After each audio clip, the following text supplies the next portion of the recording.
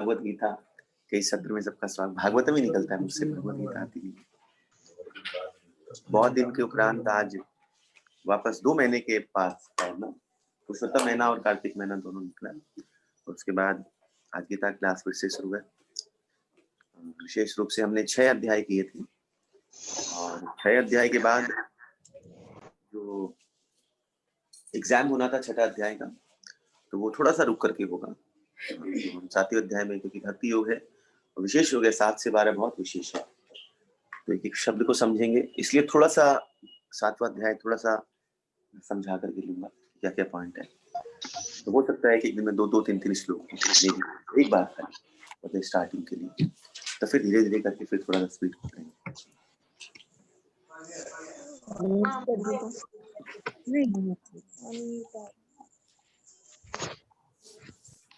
ओम अज्ञानतिमिरन्धस्य ज्ञानञ्जनशलाकया चक्षुरं मिलितं येन तस्मै श्रीगुरुवे नमः।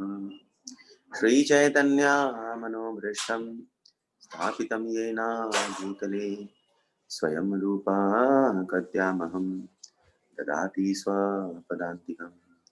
वन्देऽहं श्रीगुरो श्रीयुतापदकमलं श्रीगुरो वैष्णवांश्च त्रिरूपं साग्रजातं सहगणा रघुनाथान्वितं तं सजीवं सावधूतं परिजनसहितं कृष्णचैतन्यदेवं श्रीराधा कृष्णपादां सहगणा ललिता श्रीविशाखान्वितांश्च नमः। ओं विष्णुपादाय कृष्णप्रेष्ठाय भूतले श्रीमते भक्तिवेदांत स्वामी नमस्ते सरस्वती देवी गौरवाणी प्रचारिणी निर्विशेषा शून्यवादी पाश्चात्य देशधारिणी।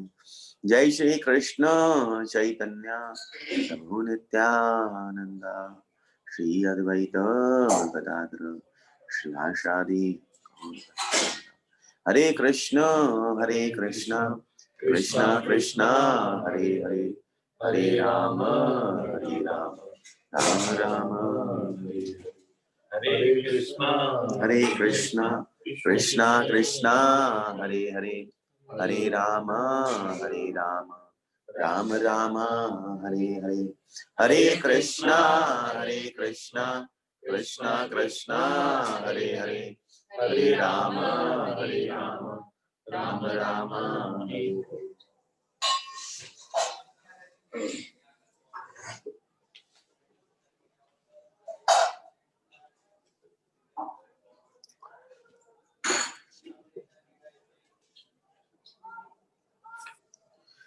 तो वापस समस्त भक्तों का आज भगवत गीता के सत्र में फिर से स्वागत है। तो आज का जो सत्र है भगवत गीता का 7वां अध्याय, इसको हम शुरू करेंगे। इसके पहले हमने 6ठे अध्याय तक हमने ध्यान योग का हमने श्रवण किया। ज्ञान आया, क्रम आया, भक्ति योग। अब इसके अंदर प्रवेश कर करके भक्ति योग के 7वां से 12वां अध्याय गीता का बहुत सार तत्व इसके अंदर दिया। जैसे जो श्लोक, जो भगवान गुह्य श्लोक की बात करते हैं, गुह्य चर्चा की बात करते हैं, 9वें अध्याय में भी भगवान ने उस गुह्य बात को रखा है। देखिए श्लोक दिखाता हूं मैं आपको, इसे बहुत इंपॉर्टेंट है ये अध्याय।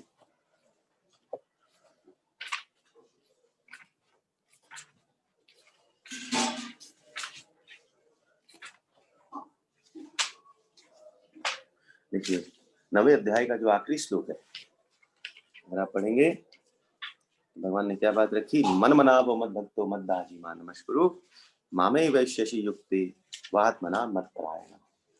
बात यहाँ पर में भी भगवान ने कहा मन मनाभो मद भक्तो मद दाजी, भक्ति की बात यहाँ कर दी। फिर इसी भक्ति की बात को जब इसके अंदर दे भी दिया, फिर जाकर के अंत में 18वें अध्याय में 65 नंबर श्लोक के अंतर्गत में फिर इसको उजागर कर करके देखिए। आप उठाई 1864 खोलिए, 1864 की 65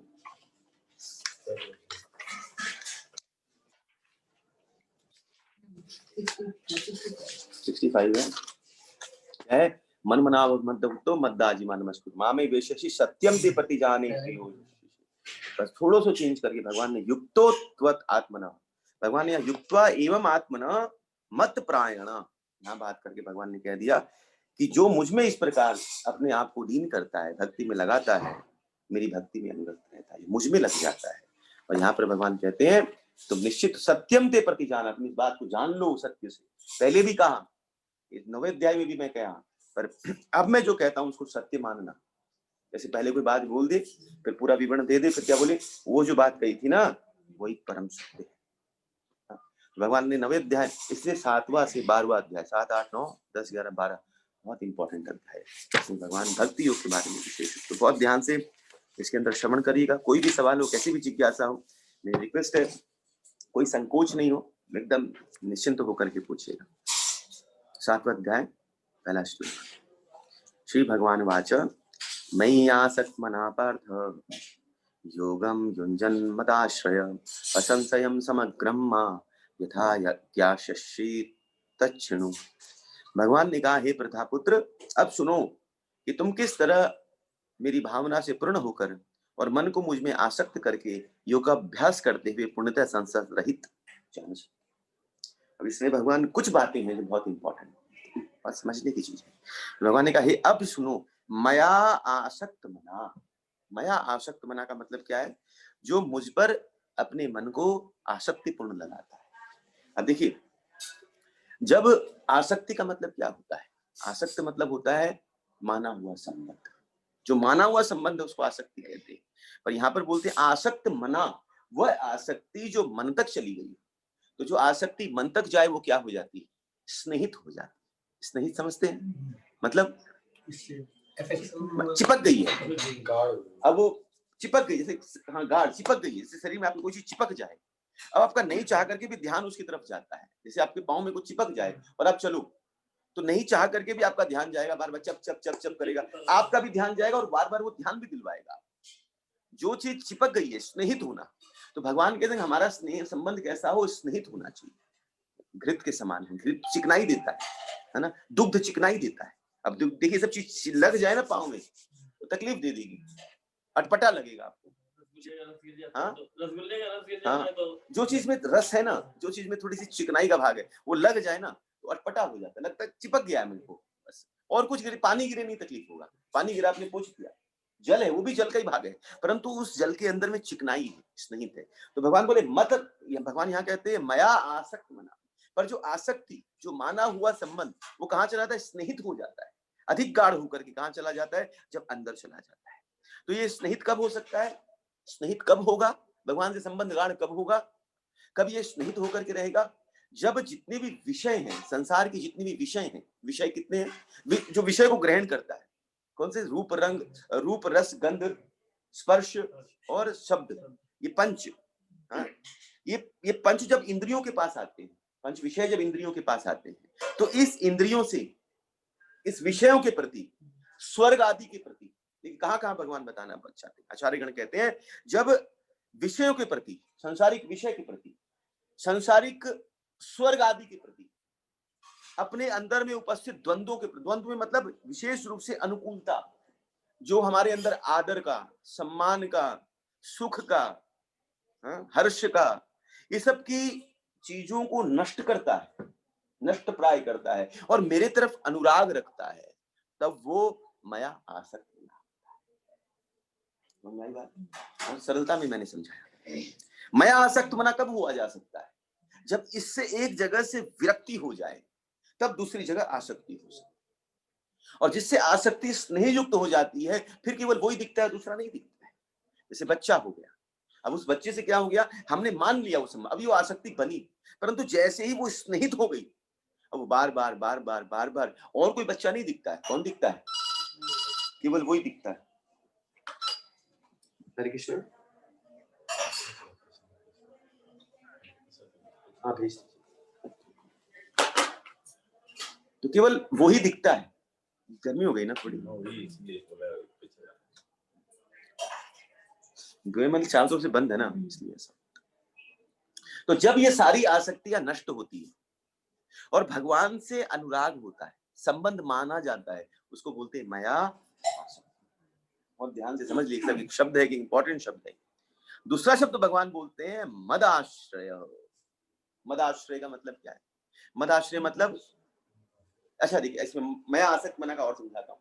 मैं आसक्त मना दो तरह का होता है। ये जो आसक्ति होती है दो तरह की होती है। एक आसक्ति ऐसी होती है जब हम मन लगाने का भगवान में प्रयास करते हैं, बैठने का प्रयास करते हैं। जैसे अभी तक लगा नहीं है, आसक्ति हुई नहीं, पर उसके अंतर्गत बैठना भी कि मेरी आसक्ति भगवान से हो जाए, वो भी मैं आसक्त मना है। कैसे? जैसे समझ लीजिए कोई सेठ जी एक नौकर को बोले, ए बैठा रहना वहां पर, मैं जब काम बोलूं तो आ जाना। वो नौकर बैठा है, सुबह से शाम हो गया, बैठा ही है। शाम के बाद सेठ जी के पास आए, सेठ जी आपने कुछ काम नहीं बोला, मेरी तनख्वाह। सेठ जी बोलेंगे तुमने तो कोई काम ही नहीं किया, ऐसी की तनख्वाह। तो क्या बोलेगा, क्या तनख्वाह मिलेगी कि नहीं मिलेगी? बोलती 200 रुपए नहीं था, अब उसको उस दे दीजिए तो उसको क्या मिलेगा? उसको तनख्वाह मिलेगी कि नहीं मिलेगी?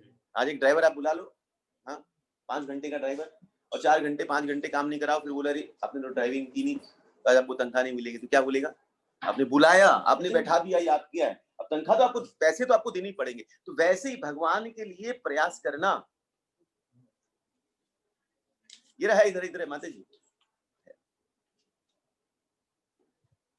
तो भगवान के लिए प्रयास करना, ये भी मैं आसक्त मना, क्योंकि आपका मन ये चाह रहा है कि मैं उनमें बैठ जाऊं। बात तो बहुत गंभीरता से, जैसे मन को बनाते हैं ना, जैसे एक मंदिर आप बनाते हैं, मंदिर बना नहीं है, पर मंदिर जब तक बना नहीं है और उसमें जो भी सेवा के लिए आप कुछ भी देते हैं, चाहे उसमें सीमेंट दो, बालू दो, उसमें आप पैसे दो, उसमें आप जो कुछ दोगे तो क्या कहलाएगा?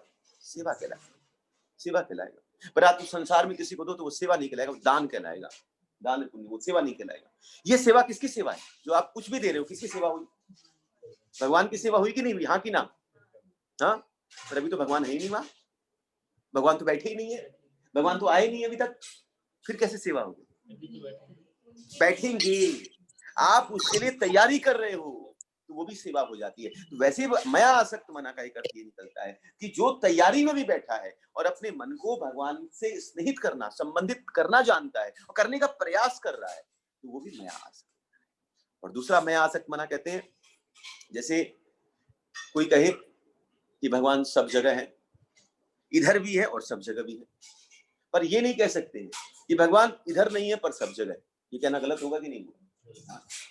अगर सब जगह है तो इधर भी है। कोई बोले भगवान सब समय में है, तो इस समय भी है।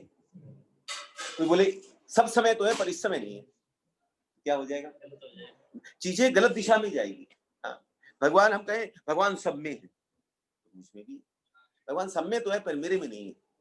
भगवान सबके हैं तो मेरे भी हैं, सबके हैं पर मेरे नहीं है, गलत हो जाएगा। तो वैसे ही जो ये मान लेता है कि जो भी घटना है, परिस्थिति है, जो भी कुछ होता है हमारे जीवन में, काल है, कोई भी चीज है, वो केवल भगवान है और वही उन्हीं के ऊपर आश्रित है, वो उन्हीं से संबंध जोड़ करके रखता है, वो भी मैं आसक्त मना। तो मैं आसक्त मना दो हो गया, एक जो तैयारी कर रहा है और दूसरा जो तैयार हो चुका है। जो हर चीज के अंदर में, समय हो, वस्तु हो, स्थान हो, कोई भी चीज का दर्शन करता है, तुम्हें भगवान का दर्शन करता है, वो मैं आसक्त मना।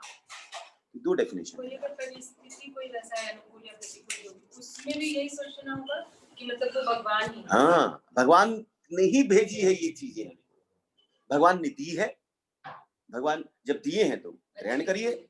आज आप प्रसाद लेते हो तो कभी कुछ आ गया तो थोड़ी बोले प्रसाद में अच्छा नहीं लगता, लीजिए उसको, हाँ कि ना? तो कभी प्रतिकूल भी आ गया तो उसको भी ग्रहण करिए। अनुकूल आ गया उसको, अब अनुकूल को तो बड़े अच्छे से समोसा खा जाते हैं, पर जलेबी आ गई तो उसको भी खाइए।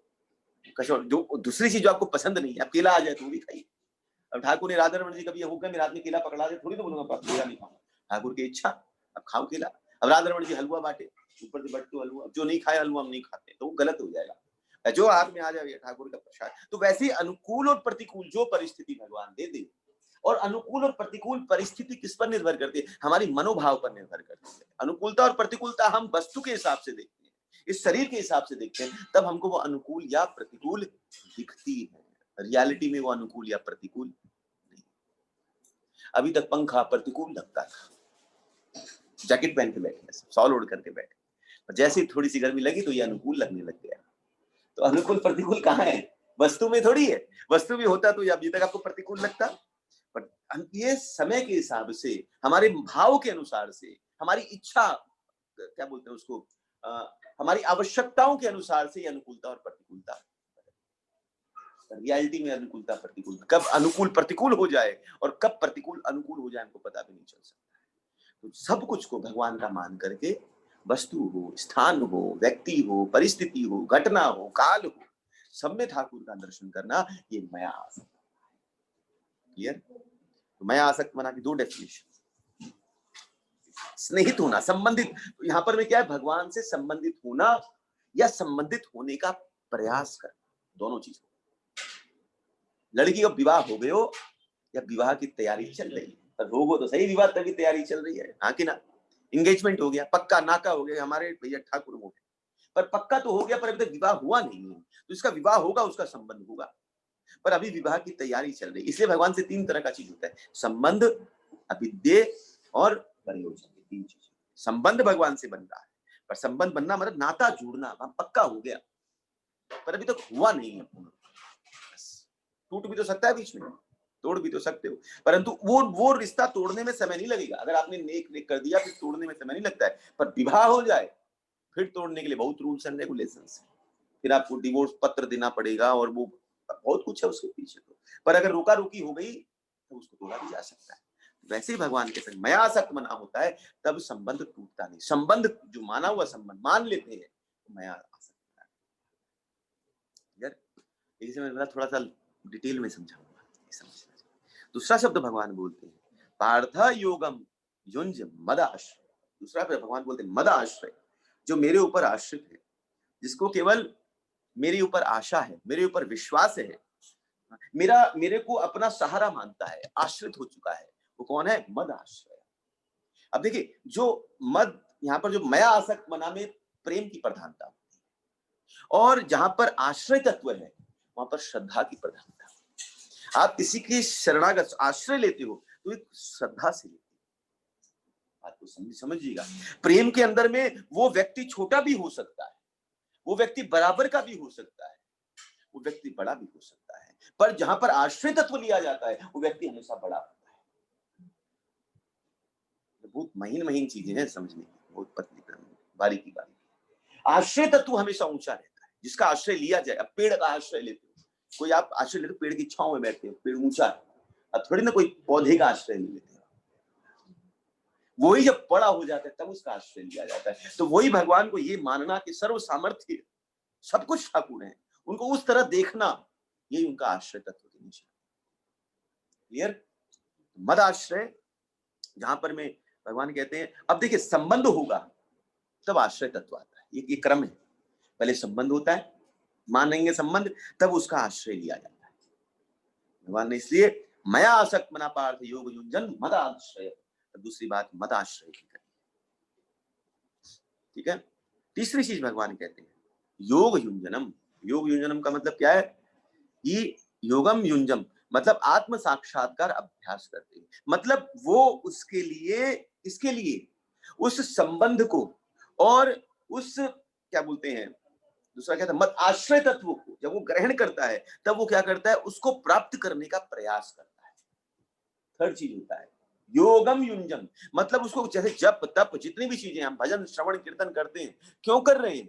एक होता है जो नया बैठा है, पर अब जो हम करने का प्रयास कर रहे हैं, क्यों कर रहे हैं? एक नया भी बैठता है भजन के लिए, तप के लिए, कथा श्रवण के लिए, और एक हमारा दिग्गज भी बैठता है। वो क्यों बैठता है? वो इसलिए बैठता है कि अब मेरा उन पर दृढ़ विश्वास हो गया। नहीं समझ में आ रही बात? योग युंजन, योग युंजन का मतलब ऐसे से पकड़ लीजिए आप कि अब वो उनको उस आश्रय तत्व को अपने, यहां पर श्रद्धा है, पहले में प्रेम है, दूसरे में श्रद्धा है, और तीसरे तत्व के अंदर में यहां पर में जब बात कही भगवान ने योग योगम युंजम, यहां पर में क्या चीज हो गया? यहां पर विश्वास की दृढ़ता हो गई, निष्ठा हो गई, अब हिलाना नहीं जा सकता। योग युंजनम, दृढ़ता प्राप्त हो गई।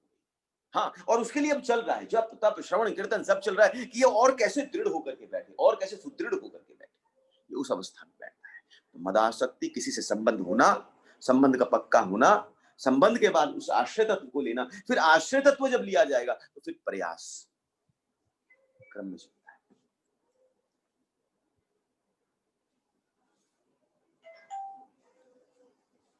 अब देखिए चौथा में भगवान असंशयम समग्रम मां यथा ज्ञानश्ची तच्छृणु। अब यहां लिखते असंशयम समग्रम मां, भगवान बोलते हैं कि निसंदेह पूर्णतः मुझको। तब वो क्या करता है, पूर्णतः चौथी चीज में भगवान बोलते हैं तब वो पूर्ण रूप से मुझे जान सकता है। ऊपर में क्या किया, आसक्ति में माना, यहां जाना, माना और यहां जाना। तो जानने के लिए क्या करना पड़ेगा, पहले संबंध मानना पड़ेगा, और मानने के बाद क्या करना पड़ेगा, फिर उनका आश्रय तत्व स्वीकार करना पड़ेगा, और आश्रय तत्व के बाद क्या करना पड़ेगा, फिर आगे बढ़ करके उनको और प्राप्त करने की तीव्रता होनी चाहिए, तीव्र प्रयास करना पड़ेगा। और जब तीव्र प्रयास हो जाएगा तब क्या होगा, उनको आप जान पाओ। ये ज्ञान की सामर्थ्यता है, जहां पर भगवान बोलते हैं ये ज्ञान का लक्ष्य कैसे जाया जा सकता है, ज्ञान के माध्यम मानना पड़ेगा। जान मतलब मानना और जानना, पहले जानेंगे तब मानेंगे। डिपेंड, जान के भी मान सकते हैं, मान के भी जान सकते हैं। जानने में और मानने में, ज्ञान में जानने की प्रधानता और भक्ति में मानने की प्रधानता। राधा रमण मेरो, ये हम मानते हैं, पर राधा रमण ने स्वीकृति दी है क्या? हम बोल रहे हैं मेरो है, मेरो है, मेरो है, हम मंजरी भाव में, हम किंकरी भाव में हैं, हम ये हैं और वो हैं, पर इसकी स्वीकृति हमको मिली है क्या? स्वीकृति मिली है क्या? तो अभी हम इस बात को मान रहे हैं, मानना, और मान करके जब आगे बढ़ा जाता है तब भक्ति का प्रमुखता होती है, भक्ति की प्रधानता। भक्ति में मानने की प्रधानता होती है और ज्ञान में जानने की प्रधानता। ज्ञान में जाना जाता है, हम जानेंगे, हम जानेंगे, हम जानेंगे, और जानने की प्रधानता होती है, और भक्ति में और मानने की प्रधानता होती है, हम और मानने लग गए हैं। आज एक बच्चा माँ को मानता है, माँ को जानता नहीं। जानने की जरूरत क्या है, बस माँ तत्व को भी जानना जरूरी है कि ये मेरी माँ है, बस इतना ही जानना जरूरी, उससे ज्यादा जानने की जरूरत नहीं है। जैसे प्रभु ने सुबह मुझसे पूछा था कि पृथ्वी जल अग्नि वायु आकाश शरीर को हम किस प्रकार जाने, इसको जानने की जरूरत, इसको जानने की जरूरत। जैसे माँ को जान गए, बस माँ तत्व को जानना कि ये माँ है, बस खत्म, बात नहीं हो जाती है। फिर उसको माना जाता है, फिर उनकी एक एक बात मानी जाती है। बस ज्ञान तत्व क्या करता है, तो अगर हम और ज्ञानी बनकर के और जानने का प्रयास करेंगे तो माँ के उस प्रेम से छूट जाएगा, वो जो चाहिए वो वस्तु आपको प्राप्त नहीं होगी। इसलिए भगवान के संग ज्ञान और ज्ञान के संग विज्ञान ये बहुत ज्यादा है। भगवान नेक्स्ट श्लोक में यही बात करेंगे, ये क्या आता है, देखिए ज्ञानम तेहम सर्व विज्ञानम इदम, ज्ञान के संग विज्ञान। या हम ये कहें कि भगवान कह रहे हैं मैं तुमको जो बात कह रहा हूं विज्ञान सहित ज्ञान कह रहा हूं, समझिएगा, इसमें बड़ी सुंदर भगवान कह रहे हैं। इसलिए विज्ञान क्या है और ज्ञान क्या है, ज्ञान तात्विक तत्व को निर्धारित करता है, जरूरी है, पर कितना जरूरी है, कितना जरूरी है, जितना आपको तृप्त करता हो, आपको पूर्णता दे देता हो, आपको बस तृप्त कर दे, उतना जरूरी है। बस आपको सहारा दे दिया, आपको बता दिया कि ये, बस उससे ज्यादा जरूरत नहीं होती। हमारी बात, जैसे प्यास लगती है आपको, आप कितना पानी पीते हो, जितनी जरूरत होती है उतना पानी पीते हो, आप तृप्त होते हो, बस खत्म हो जाता है, उससे ज्यादा नहीं। तो वैसे ही ज्ञान तत्व है, उस पानी की तरह है, बस पी लीजिए, जितना जरूरत है उतना लिया, उसके बाद जरूरत नहीं। पर उस पानी में अगर स्वाद नहीं है तब मजा नहीं आ सकता है। वो स्वाद जो है दैट इज भक्ति है, जो कृष्ण प्रदान करते हैं। तो ज्ञान मतलब जानना है और भक्ति मतलब मानना है। जान करके मानेंगे बहुत समय लगता है, और मान करके जानेंगे तो अपने आप सामने आ जाएगा। ये तो महाप्रभु बोलते तू कर ना, हरि नाम कर। अच्छा, हम कितने लोग हैं जो हरि नाम सिखाते हैं, पहले हरि नाम करिए, हरि नाम करिए। तो मैंने क्या पहले हरि नाम का बहुत जान गए हरि नाम को, तब हरि नाम करना शुरू किया कि मान करके हरि नाम करना शुरू किया? बताइए कैसे किया, जान करके किया कि मान करके किया? मान करके। और जब मान करके करते रहेंगे तो जैसा होगा अपने आप सामने आ जाएगा, हमको जानने की जरूरत नहीं। जब मानेंगे तो फिर जानना क्या जरूरी है, अपने आप जान जाएंगे। अपने, मैं ये नहीं बोल रहा हूँ जानने के, पर तत्व जानना चाहिए। आज ये तो जानना जरूरी है, मेरी माँ कौन है, मेरा कौन है, मैं कौन हूं और मेरा कौन है, ये तो जानना जरूरी है ना। बस ये ज्ञान जरूरी है, ये जरूरी है। तो जो जब जानेंगे तब ये मया आसक्ता पार्थ योगम युंजन, तब यहाँ पर में आसक्ति मेरा कौन है, जब ये जानेंगे तभी तो ये चीज आएगी। तो यहाँ पर जो भगवान बोल रहे हैं, ये बात को बोल रहे हैं जब ये ज्ञान से परे हो जाता है, और जब जान जाता है, जब समझ गया है उस तत्व को, माने ज्ञान मतलब वो नहीं, बस उस तत्व को जान गया कि मैं कौन, तब वो मया आसक्ति, तब मेरी प्रति आसक्ति रखता है। योगम युंजनम मदाश्रय, तीन चीजें करता है। और तब असंशयम सग्रम, तब निश्चिंत होकर बिना संशय रहित होकर के संशय रहित होकर के मुझे जान पाता है। जानना मतलब ये नहीं है कि क्या है, अथाह चीज को नहीं जानता, बने भगवान क्या है वो नहीं जान पाता है। भगवान क्या है, समझ रहे बात को? एक है भगवान क्या है और एक भगवान क्या है, दोनों में भेद है ना? एक बोलते हैं अच्छा, अरे अच्छा, अरे अच्छा में फर्क है, आप बहुत अच्छे हो। कोई दुर्घटना में भी हम बोलते हैं अरे यार इनका शरीर छूट गया, अच्छा, उसमें क्यों अच्छा निकल जाता है? तो अच्छा मतलब वो अच्छा नहीं है उसमें, समझ रहे हैं ना? तो वैसे ही भगवान के लिए जानना, कितना जानना, बस ये जानना कि क्या, कितने मधुर है, कितने मीठे, इतना होकर के भी ये है, ये हम जान गए कि इतना है, क्या है वो हम कोई नहीं जान पाता है, फिर भी वो ऐसे हैं, ये हम जान गए। इतना होने के बाद भी इतने मधुर हैं, इतने सरल हैं, ऐसे हैं मेरे ठाकुर, मीठे मीठे। आज हम जान, कितने कृपालु, दीन बंधु हैं, दीनानाथ हैं, हमारे पतित पावन हैं, ये हम जान। तभी तो नरोत्तम दास ठाकुर ने लिखा अब मैं जान गया कि कौन है पतित पावन। तभी तो भजन लिखा, गौरांग करुणा करो दीनहीन जानी। आज मैं जान गया कि आप दीन, ये जानी वो वाला जानना नहीं है, आज मैं वो जान गया कि आप दीन और मौसम है पतित प्रभु नहीं, ये मैं जान गया। और हमको क्या करना पड़ेगा, फिर वैसा पतित बनना पड़ता है, दीनहीनता लानी पड़ती है, तब वो दीन बनता है। उनको जानना नहीं सकते, कभी नहीं जान सकते, कभी भी जान भी नहीं पाएंगे। मया आसक्त मना भाग योग युञ्जन मदाश्रय असंशयम समग्रम मायथा ध्यायश्री। तो यहाँ पर मैं आचार्यगण बोलते हैं शरणागति के करीब करीब 5 पर्यायवाची अलग अलग जगह गीता में भी आएंगे, इसमें पर निकलाता है। जैसे आश्रय तत्व यहाँ पर जब भगवान कहते हैं मद आश्रय, मद आश्रय का मतलब क्या होता है, शरणागति। शरणागति में आश्रय, किसी के शरण में आप जाओ, आश्रय तत्व में जाओ, मतलब उसके शरणागत आप हो जाओ। तो जैसे पृथ्वी पर जब आप बैठते, पृथ्वी, अब आप शरीर है तो आपको पृथ्वी का आश्रय लेना ही पड़ेगा। अब पृथ्वी के आश्रय तत्व बिना ना चलना, बैठना, उठना, सब कुछ आपका पृथ्वी का है। आपको बैठना हो तो कहाँ बैठेंगे, पृथ्वी से। चलना है तभी पृथ्वी, कुछ भी चाहिए तो पृथ्वी का आश्रय बिना कुछ नहीं कर सकते। गिर गए तो पृथ्वी के सहारे से ही पृथ्वी से, ये आश्रय तत्व ही उठाता है और ये आश्रय तत्व ही गिरा सकता है। तो उस पृथ्वी पर इतना आश्रित होना, वैसे ही अपने ठाकुर पर इतना आश्रित हो जाना, कि गिराएगा भी तो वही, पर उठाने वाला भी उसी का सहारा लेकर के वही उठा लेगा मुझे, ये आश्रय तत्व है। समझ में आ रही बात? पृथ्वी क्या करते हैं, ठोकर लग के पृथ्वी पे ठोकर लग करके, पृथ्वी से ही ठोकर लग करके आप पृथ्वी पर ही गिरते हो, और जब गिरते हो तो पृथ्वी का सहारा लेकर के ही पृथ्वी से उठते, है ना? अभी बोल दूं मैं, बैठे उठ के दिखाइए, ऐसे 4 बार कमर टेढ़ी करके यहां से वहां करके उठते, किसका सहारा, पृथ्वी का सहारा लेकर के उठते हैं। तो वैसे ही है, गिराने वाले भी ठाकुर हैं, गिराते नहीं है, ये संसार है जो गिरा देगा। तो ठाकुर यही नवयोगेंद्र जब उपदेश देते हैं तब एक ही बात कहते हैं, अरे चिंता नहीं करना, अगर आंख के संसार में कोई व्यक्ति अगर आंख पे पट्टी बंद करके चलेगा ना, तब क्या होगा, बोले इस संसार में ऐसे गिरेगा कि महाराज उठना मुश्किल हो जाएगा, कौन से नाली में, कौन से कीचड़ में कहां गिरा हुआ उसको पता नहीं होगा। परंतु तू एक काम कर, अध्यात्म महाराज विश्वास की पट्टी बांध कर करके और अध्यात्म के पथ पर निकल जा, विश्वास की पट्टी बांध दे और अध्यात्म के पथ, मैं गारंटी देता हूं तू कहीं नहीं गिरेगा। और कभी भूल से गिर भी गया ना, तो आंख उठा करके देखेगा तो राधा रमन तेरे सामने का। ये विशेषता है, ये मद आश्रय, ये आश्रय उठाना, ये पृथ्वी है जिसका आश्रय हर प्रतिक्षण लिया जाता है। वैसे ही ये मानना जीवन में उठाने गिराने जो कुछ करने वाले हैं मेरे ठाकुर है, तो उस परिस्थिति से, उस चीजों से आप विचलित नहीं, पृथ्वी से आप विचलित नहीं होते, वैसे मट्टी से ही चोट लग जाए और उसी चोट लगे उसी मट्टी को लगा के इलाज भी कर देते, कुछ करते हैं कि नहीं करते? यहाँ तो नहीं, पर गांव में जाओ, आ जाए तो मट्टी निकाल के लगा लेते हैं। वृंदावन जाओ तो बाबा लोग तो कुछ ले नहीं, बरज ही खाएं सीधा, बस कोई बीमारी हुई रज उठाओ मुंह में डालो।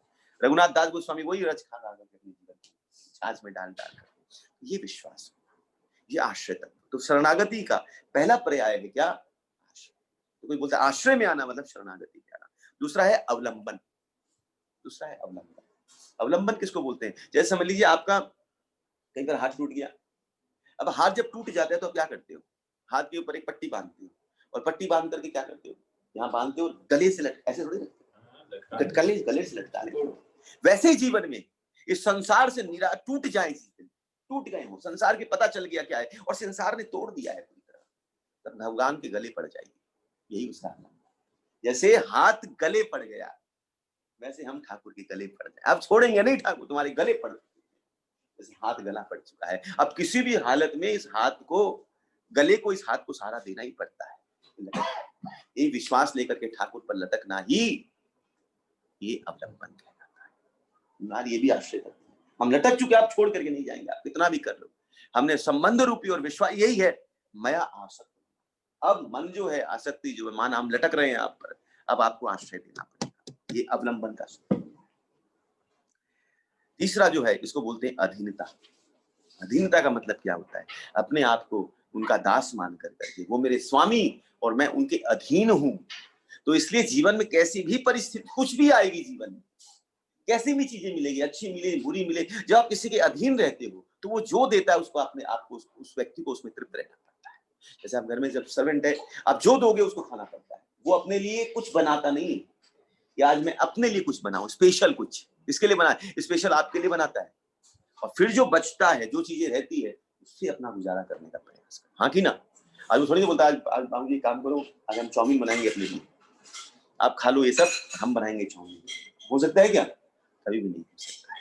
ये अधीनता है। तो अधीनता में स्वामी का सुख देखा जाता है। तो वैसे ही जो जीव अपने आप को कृष्ण दास समझ कर करके और भगवान का सम्मुख होकर के ये मानता है कि आप मेरे स्वामी और मैं आपका दास, फिर उसकी अधीनता में जो करता है, उनके शरणागत होंगे, ये शरणागत की तीसरा लक्षण है, इसको अधीनता कहते हैं। चौथा जो है, इसको बोलते हैं प्रपति या प्रपन्ना, जो अर्जुन ने कहा, शिष्यते हम त्वाम शरणम प्रपन्ना, स्वादिमाम त्वम प्रपन्ना। प्रपन्ना मतलब वही शरणागत की बात करी, पर वहां शरणागत नहीं, वहां क्या प्रपन्ना शब्द इस्तेमाल। प्रपन्ना मतलब कि अब हम, जैसे किसी को हम कोई चरण पर गिर गया, दंडवती लगा रहा, अब आप मुझे उठाओ, अब आप मुझे उठाओ, मैं गिर चुका हूं आपके चरण, तो वो जो है वो प्रपन्ना है। तो वैसे ही जब संसार से निराश होकर के और जब भगवान के चरण पर गिर जाते हैं, वो प्रपन्ना, हे ठाकुर अब आप उठाओ, इससे निकाल। चौथा है, पांचवा है सहारा। सहारा किसको? जैसे कोई नदी में डूब रहा, और डूबने के लिए कोई सहारा चाहिए होता है। वो गाना था ना, डूबते को तिनके का सहारा, क्या ऐसे कुछ चाहिए होता है। हाँ? कौन सा गाना बोलिए तो? हाँ, अरे पिक्चर थोड़ी, गाना क्या था? ऐसे कुछ भी, जो भी जो डूब रहा व्यक्ति है वो एक सहारा ढूंढता है। एक तिनके का सहारा भी मिल जाए, एक वृक्ष का सहारा मिल जाए, एक लता का सहारा मिल जाए, एक पता का सहारा मिल जाए, कोई ऐसा सहारा मिल जाए जिसको पकड़ करके हम निकल सकते हैं, अपने आप को बचा सकते हैं। वैसे इस भाव सागर में डूबे, इसमें ठाकुर के चरण का सहारा मिल जाए, बस ये सहारा सबसे, ये सहारा ही शरणागत कहते हैं नरोत्तम दास ठाकुर, पड़िछि भव तूफाने नहीं कनस्तर, पड़िछि भव तूफाने नहीं कनस्तर, श्री चरण तरणी दाने दासे करुपा। श्री चरण तरणी दाने, श्री चरण कहा, श्री वल्लभ प्रिया के चरण, ये चरण तुम्हारे चरण ही ऐसे हैं जो तरणी नौका के समान है, और इस भाव सागर से ये सहारा है। ये ठाकुर तेरो सहारा है, बस और कुछ। ये सहारा खाली बोलना नहीं है, बल्कि इस भाव सागर से जो ये सोच ले कि भाव सागर में मैं डूब रहा हूं, तब वो सहारा ढूंढता है। खाली बोलने वाला एक किनारे पे खड़ा हुआ सहारा नहीं ढूंढता है। आज सोचे आप किनारे पे खड़े हो, वो डूब रहा, सहारा चाहिए। सहारा अगर आपको चाहिए तो वैसी तड़पन होनी चाहिए जैसा वो समुद्र में डूबता हुआ तड़पन प्राप्त करता है, तब वो सहारा ढूंढता है। आप देखिए, बाहर से समझ में नहीं आएगा। कोई व्यक्ति जो डूब रहा होगा ना, उसको समझ में आएगा कि मेरे को क्या चीज की जरूरत है, सहारे। मेरे को याद है मैं एक बार डूब रहा था, हाँ, मैं कराई नाट्यशाला गया और यहाँ पर सब भक्त थे, और मेरे को स्विमिंग तो आती नहीं, मैंने पाँव रखा और वहां पर मैं पहला ही पाँव रखा, और वहां पर क्या था, वो नदी तो थी, वहां एकदम डीप था, वो स्थान, खाली वही स्थान एकदम डीप था, पता नहीं क्या था। और मैं जैसे मेरे हाथ में माला, और मैंने 2 दिन पहले सपना देखा कि मैं गंगा जी में डूब रहा हूँ, वहीं पर देखा, मैं पाँव रखा और सीधा डूब करके अंदर जब घुस गया, बाहर निकला, और मेरे बोले राहुल प्रभु ये सब खड़े हुए सब ऐसे ही पानी गंगा जी में स्नान, वो पाँव पे इतने पानी में खड़े और मैं घुस रहा हूँ अंदर, घुसा एक बार बाहर निकला, मैं इधर देखा फिर डूबा, मेरी हालत बिगड़ में तो गए हो माला माला हाथ में, मतलब जो सपना दिखा उसमें सब दिख गया मेरे को, सपना दिखा वही याद आ गया मुझे, बोले गया आज तो मैं।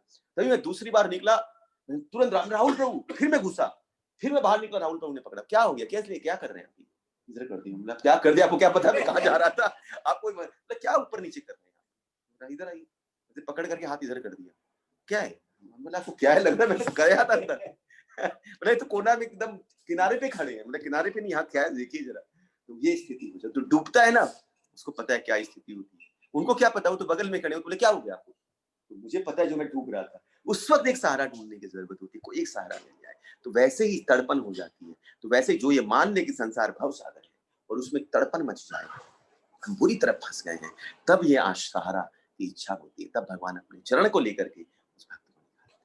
श्री चरण तरणी दाने, खाली बोलने से नहीं होगा, केवल ये समझने से नहीं होगा, बल्कि ये मानना और ये फील करना होगा, अनुभव करना होगा कि मैं सच में डूब रहा हूं, संसार मुझे भव सागर में डुबा करके कहां ले जा रहा है। अब देखेंगे महाप्रभु का चित्र है, समुद्र की तरफ भाग रहे, दोनों हाथ उठा, दिखा है कि नहीं, हाँ, समुद्र के मध्य में एकदम है महाप्रभु, दोनों हाथ उठा रखे,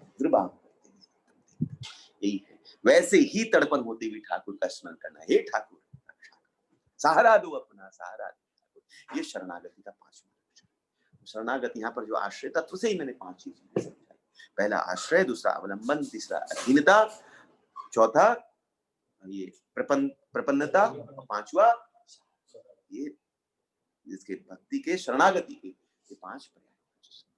क्लियर? कुछ पूछना है किसी को? जूम में किसी को कुछ पूछना है, इससे रिलेट कोई सवाल किसी का कुछ है? हरे कृष्णा प्रभु। हरे कृष्णा माता जी। हरे कृष्णा। हाँ बोलिए माता जी, आवाज आ रही है। मैं बोलूं प्रभु? हाँ बोलिए बोलिए बोलिए माता जी, बोलिए माता जी। मीना माता जी बोलिए। प्रभु अवलंबन और सहारा तो दोनों एक ही चीज हो गया ना? अवलंबन का मतलब होता है लटकना, अब मैंने पकड़ लिया आपको, अब छोड़ने का सवाल नहीं है, जैसे मैंने हरि नाम को पकड़ लिया, अब छोड़ूंगा नहीं चाहे कुछ भी हो जाए, ये लटकना है, पकड़ लेना, अब छोड़ना नहीं है। अब मैंने कथा को पकड़ लिया, अब छोड़ूंगा नहीं, छोड़ूंगा नहीं, ये मानना कि अब मैं आपको कभी छोड़ूंगा नहीं, वो अवलंबन का स्वरूप है। और सहारा मतलब अपने आप को ये मानना कि संसार रूपी भव सागर में मैं डूब रहा हूँ, हे ठाकुर इससे निकालने का प्रयास, अब सहारा दो, अब कृपा करो। तो हरि नाम में देखिए बहुत ध्यान से, हरि नाम का अवलंबन लेकर के और कृष्ण से उस नाम रूपी, प्रिया से उस नाम रूपी सहारा मांगते हैं कि प्रिया कृपा कर करके सेवा प्रदान कर जाए। हरि नाम करना अवलंबन है और प्रार्थना करना सहारे को मांगना, ये 2 चीजें। जैसे हरे कृष्ण महामंत्र करते, ये तो अवलंबन हुआ कि हमने पकड़ लिया, हरि नाम को पकड़ लिया, कथा को पकड़ लिया, पर इससे डिमांड क्या है हमारी, चाहिए क्या इससे, वो जो चाहिए वो सहारा ही हमको चाहिए कि हमको यहाँ से निकलना ही। ठीक है माता जी, क्लियर हुआ?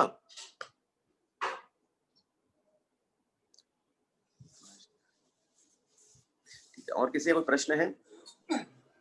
हरे कृष्णा प्रभु जी। हाँ बोलिए माता जी। हरे कृष्णा प्रभु जी, अवलंबन, अधीनता, प्रपन्नता और सहारा, सहारा 5 4 ही हुए प्रभु जी। पहला आश्रय, पहला आश्रय। और कोई पूछ रहा था? हरे कृष्णा प्रभु जी। हरे कृष्ण माता जी। हाँ माता जी। प्रभु जी, आपने भगवत गीता के चैप्टर 2 में ये समझाया था कि सांसारिक ज्ञान मानने से शुरू होता है, मानने से शुरू होकर जानने तक जाता है, और आध्यात्मिकता में जानने से मानने पर जाते हैं। हाँ करेक्ट, ये आपका कहना सही, जानने से मानना। तो जब जानने से मानना होता है तो ज्ञान तत्व की प्रधानता होती है। तो जानने से अब देखिए डिपेंड करता है जानना क्या, ये जानना नहीं कि हम उस ज्ञान में, जैसे हम बोलते हैं आज भाई शास्त्रों को उतना नहीं पढ़ना चाहिए, पर कौन से शास्त्रों को? क्या गीता को नहीं पढ़े? क्या गीता को नहीं पढ़े? श्रीमद् भागवतम को नहीं पढ़े? नहीं। जानना मतलब, अभी मैंने वही बात की, जानना मतलब कितना जानना, कि वो क्या है जिनको जाना नहीं जा सकता है। आज आप भगवान को नहीं जान सकते हो, बट श्रीमद् भागवतम में वर्णन, भगवान बोलते मैं अपने आप को नहीं जान सकता। अभी 11वें स्कंद में भगवान खुद उद्धव को कहते हैं मेरी महिमा इतनी श्रेष्ठ है। तो जान करके मानेंगे, खाली इतना जान लेना कि वो कितने मधुर है, फिर मान लेना। ये जान करके, इसी को जान करके मान लीजिए, जानना केवल इतना ही है कि वो क्या है, बस। या तो वो जान लीजिए कि वो क्या है, तब अगर आप प्रवेश करते हैं तब और मधुरता है, परंतु अगर नहीं कर सकते तो मान करके कम से कम वो। पर यहाँ पर जो ज्ञान की बात है वो जानने का ही प्रयास करते हैं। सांख्यता के अंदर में जानने का ही प्रयास है कि वो क्या है, क्या है, क्या है, और क्या है, और क्या है, और उनके अंदर में क्या है। ये जो गुण जानने का प्रयास है, इससे कुछ नहीं हो सकता। केवल जानना, जानने से सॉल्यूशन नहीं होगा, आपको करना पड़ेगा। जैसे आपको कोई चीज की जानकारी आप ले लिए तो जानकारी से कुछ नहीं होगा, आपने बहुत चीज नॉलेज ले लिया पर उसको एप्लीकेशन में लेकर के नहीं आया तो क्या फायदा होगा, कोई काम करने, है ना। ये चीज जरूरी है। तो जानने से मानना, पर जानना क्या, दैट इज वेरी। भक्ति के अंतर्गत में बहुत ज्ञान की जरूरत नहीं है, शास्त्रों को, वेदों को, पुराणों को बहुत खोलने की जरूरत नहीं है, बल्कि जो वो ग्रंथ, वो शास्त्र जो भगवान की महिमा का गुणगान करते हैं, उस ग्रंथों को खोल करके तब जानना, तब वो जानते, क्या जान जाते हैं कि वो कितने मधुर, बस ये जानना होता है। ठीक है माता जी। हाँ प्रभु जी। प्रभु जी, हमें कितना जानने की जरूरत है ये हमें कैसे मालूम पड़ेगा कि अब बस इसके बाद और जानने की जरूरत नहीं है? आप हरिनाम कर रहे हैं, हम लोग हरिनाम कर रहे हैं, भक्ति कर रहे हैं, हाँ, कहीं पर में भी हरिनाम पर विश्वास नहीं हो रहा है, कथा पर विश्वास नहीं हो रहा है, ठाकुर पर विश्वास नहीं हो रहा है, तब अभी थोड़ा जानने की जरूरत है, तब थोड़ा और जानने की जरूरत है। अब ये जो हम कर रहे हैं मान करके, पर थोड़ा थोड़ा, इसलिए कथा क्या करती है, लीलाएं क्या करती है, थोड़ा थोड़ा थोड़ा थोड़ा थोड़ा थोड़ा हल्का हल्का जन्मा देती है। जो लीलाएं होती है क्या करती है, मधुर रूप में आकर के बैठ और आपके अंदर में उस लोभ को पैदा कर देती है, ताकि उनको और अच्छे से हम जान सकें। जैसे बच्चा जब बड़ा होता है ना, तो वो धन के प्रति लोभ जागृत करता है।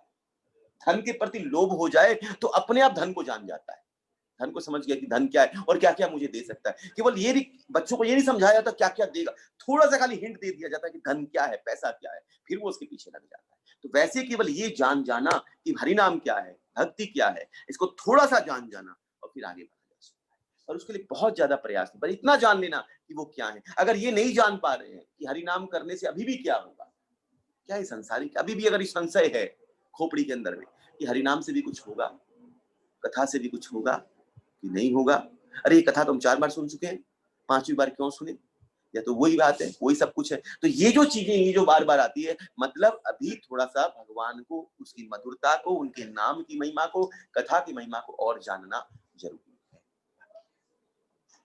जब इन चीजों पर विश्वास हो जाता है, नाम के ऊपर, तब जानने की जरूरत है, तब जानने, भगवान के नाम के ऊपर, धाम के ऊपर, भगवान की लीलाओं के ऊपर, ये सब चीज पर विश्वास, गुरु के ऊपर।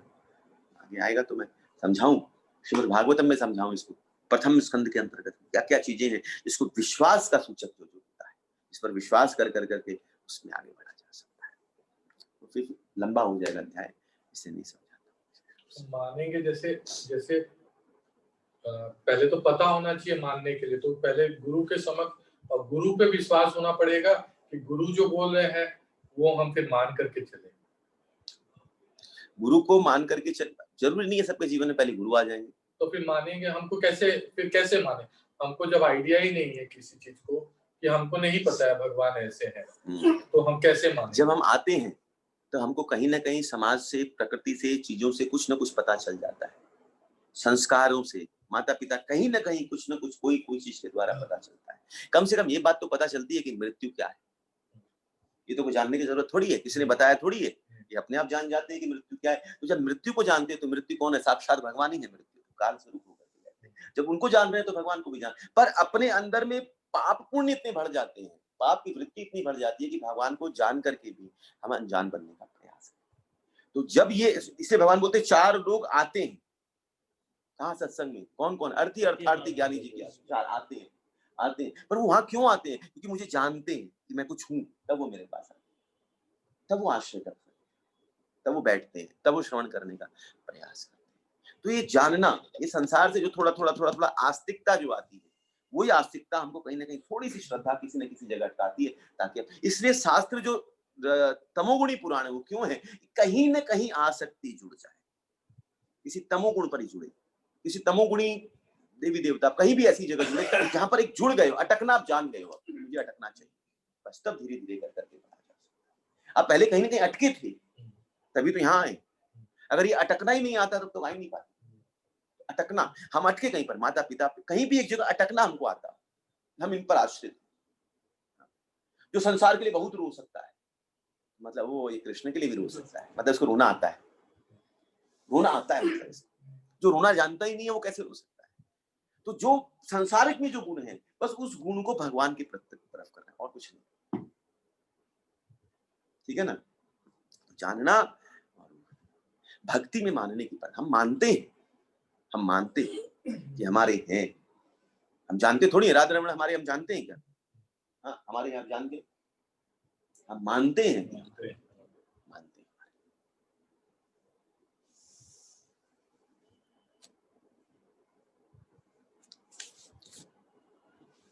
दूसरे श्लोक में भगवान कहते हैं, ज्ञानम ते अहम सविज्ञानमिदं वक्ष्यामहे शेषतः यज्ञादानिहं भूयो अन्यतः ज्ञात्वयम् अवशिष्यते। अब मैं तुमसे पूर्ण रूप से व्यवहारिक तथा दिव्य ज्ञान कहूंगा, इसे जान लेने पर तुम्हें जानने के लिए कुछ भी शेष नहीं। भगवान बोलते जो मैं कहने, भगवान यहाँ कहते हैं कि यत्य ज्ञात्वा मतलब जिसको अवश्य जानना चाहिए, यत्य ज्ञात्वा मतलब जो जानने योग्य है उसको जान जाओ।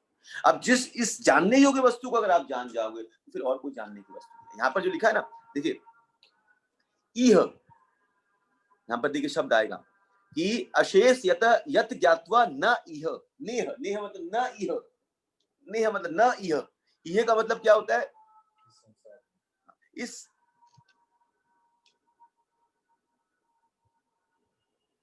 इस विषय, जो विषय ज्ञान और विज्ञान का भगवान दे रहे हैं, अभी ऊपर जो कहा ना भगवान, ज्ञानम ते हम सब विज्ञान मिलम, इस विषय में तुझे और कोई जानने की जरूरत नहीं। इसका मतलब ये नहीं कि ये जान गया तो और कुछ जानने की जरूरत नहीं, ये तो भगवान की मधुरता कहाँ है इसके अंदर, ये बताया जाता है कि इस विषय में और कोई जानने की जरूरत नहीं। किस विषय में? ज्ञान ते हम सर्व विज्ञानम, ज्ञान विज्ञान से युक्त ज्ञान के अंदर तुझे और कोई जानने की जरूरत नहीं। समझ में बात समझे, अच्छे से समझा।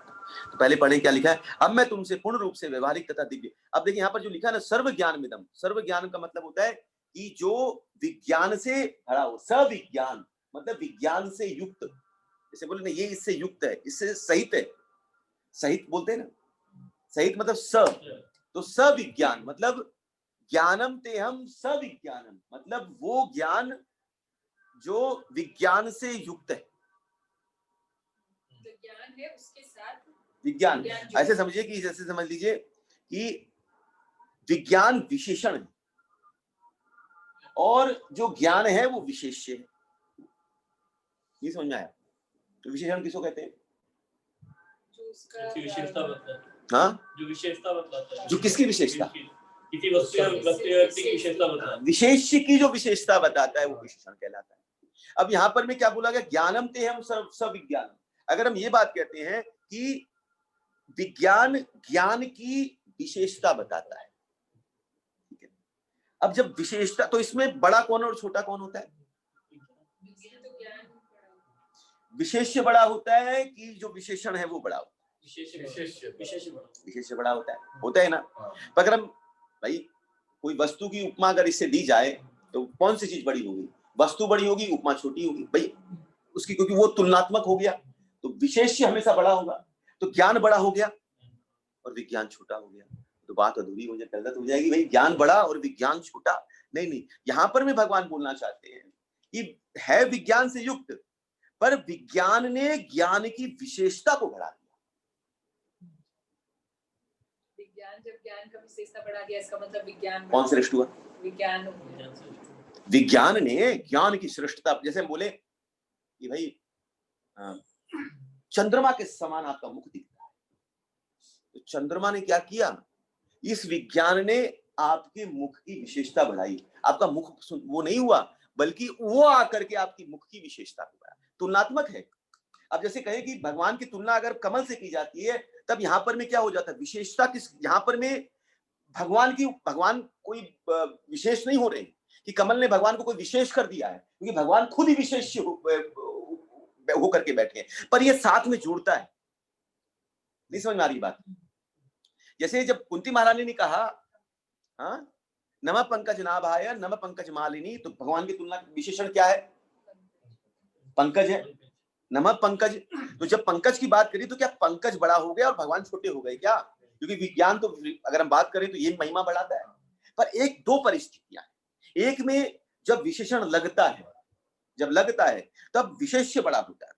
कई जगह पे ऐसा होता है। परंतु जहां पर में भगवान आ जाते हैं, भगवान की वस्तुएं आ जाती हैं, तो वहां पर में वो विशेषण ही विशेष्य होकर के बैठता है और उस विशेष्य की विशेषता को अद्भुत होकर के चमत्कृत कर करके ये विशेषण ही बैठा है।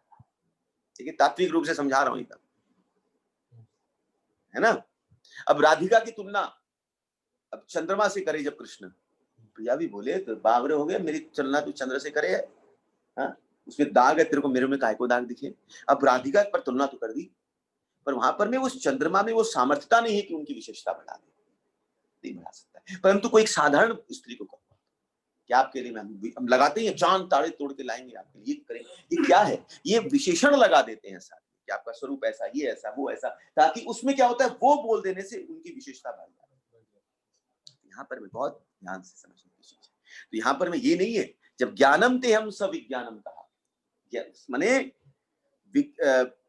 विज्ञान सहित ज्ञान, ये नहीं है, बल्कि क्या है, वह विज्ञान जिसने ज्ञान की विशेषता को बढ़ा दिया।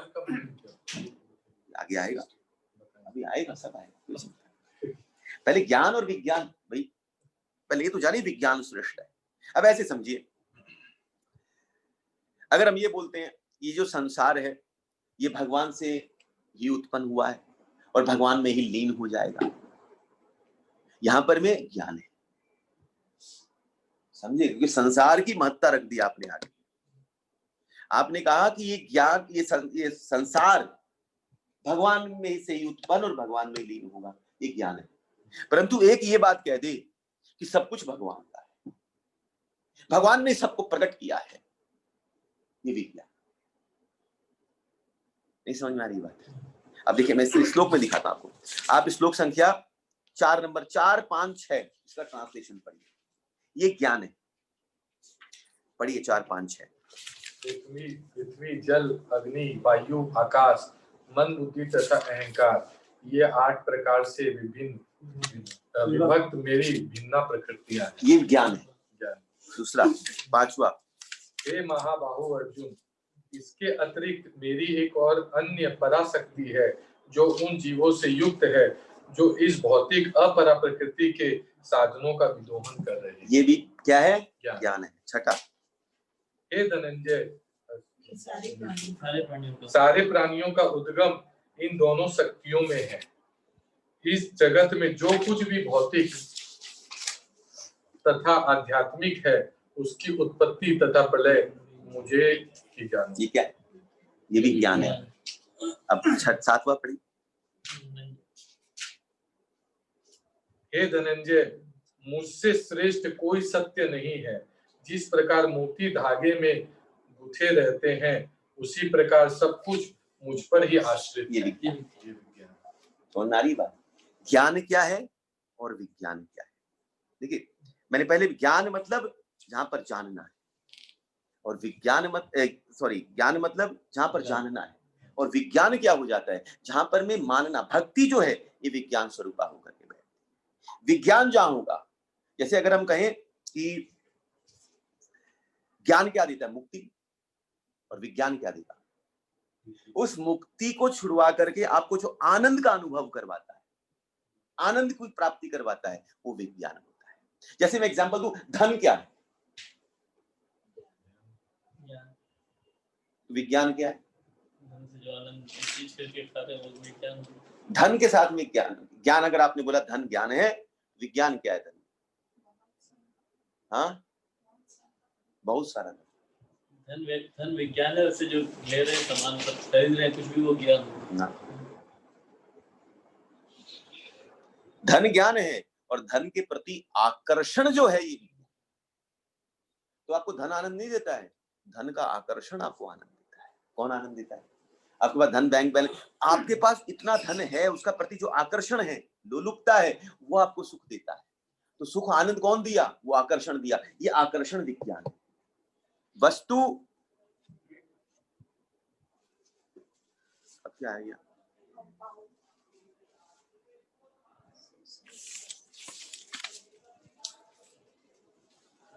नहीं समझ में आ रही बात? जहां पर में संसार की प्रधानता, प्रकृति स्वतंत्र रूप में विराजित होकर के बैठी, माने हम अगर ये बात करते हैं कि ये संसार की प्राथमिकता रहती है और भगवान पीछे आते हैं, ऐसे समझ लीजिए आप। जहां संसार आगे आ जाएगा और भगवान पीछे पीछे आएंगे, वो ज्ञान हो जाएगा। और जहां पर में भगवान आगे आकर के सब कुछ अपने अंदर समेट लेते हैं, वो विज्ञान हो जाता है। इसे जब हम ये कहते हैं कि ये संसार, ये जो प्रकृति, ये संसार की उत्पत्ति भगवान से होती है, प्रधानता किसकी हो गई? कि चर्चा किसकी कर रहे हैं हम?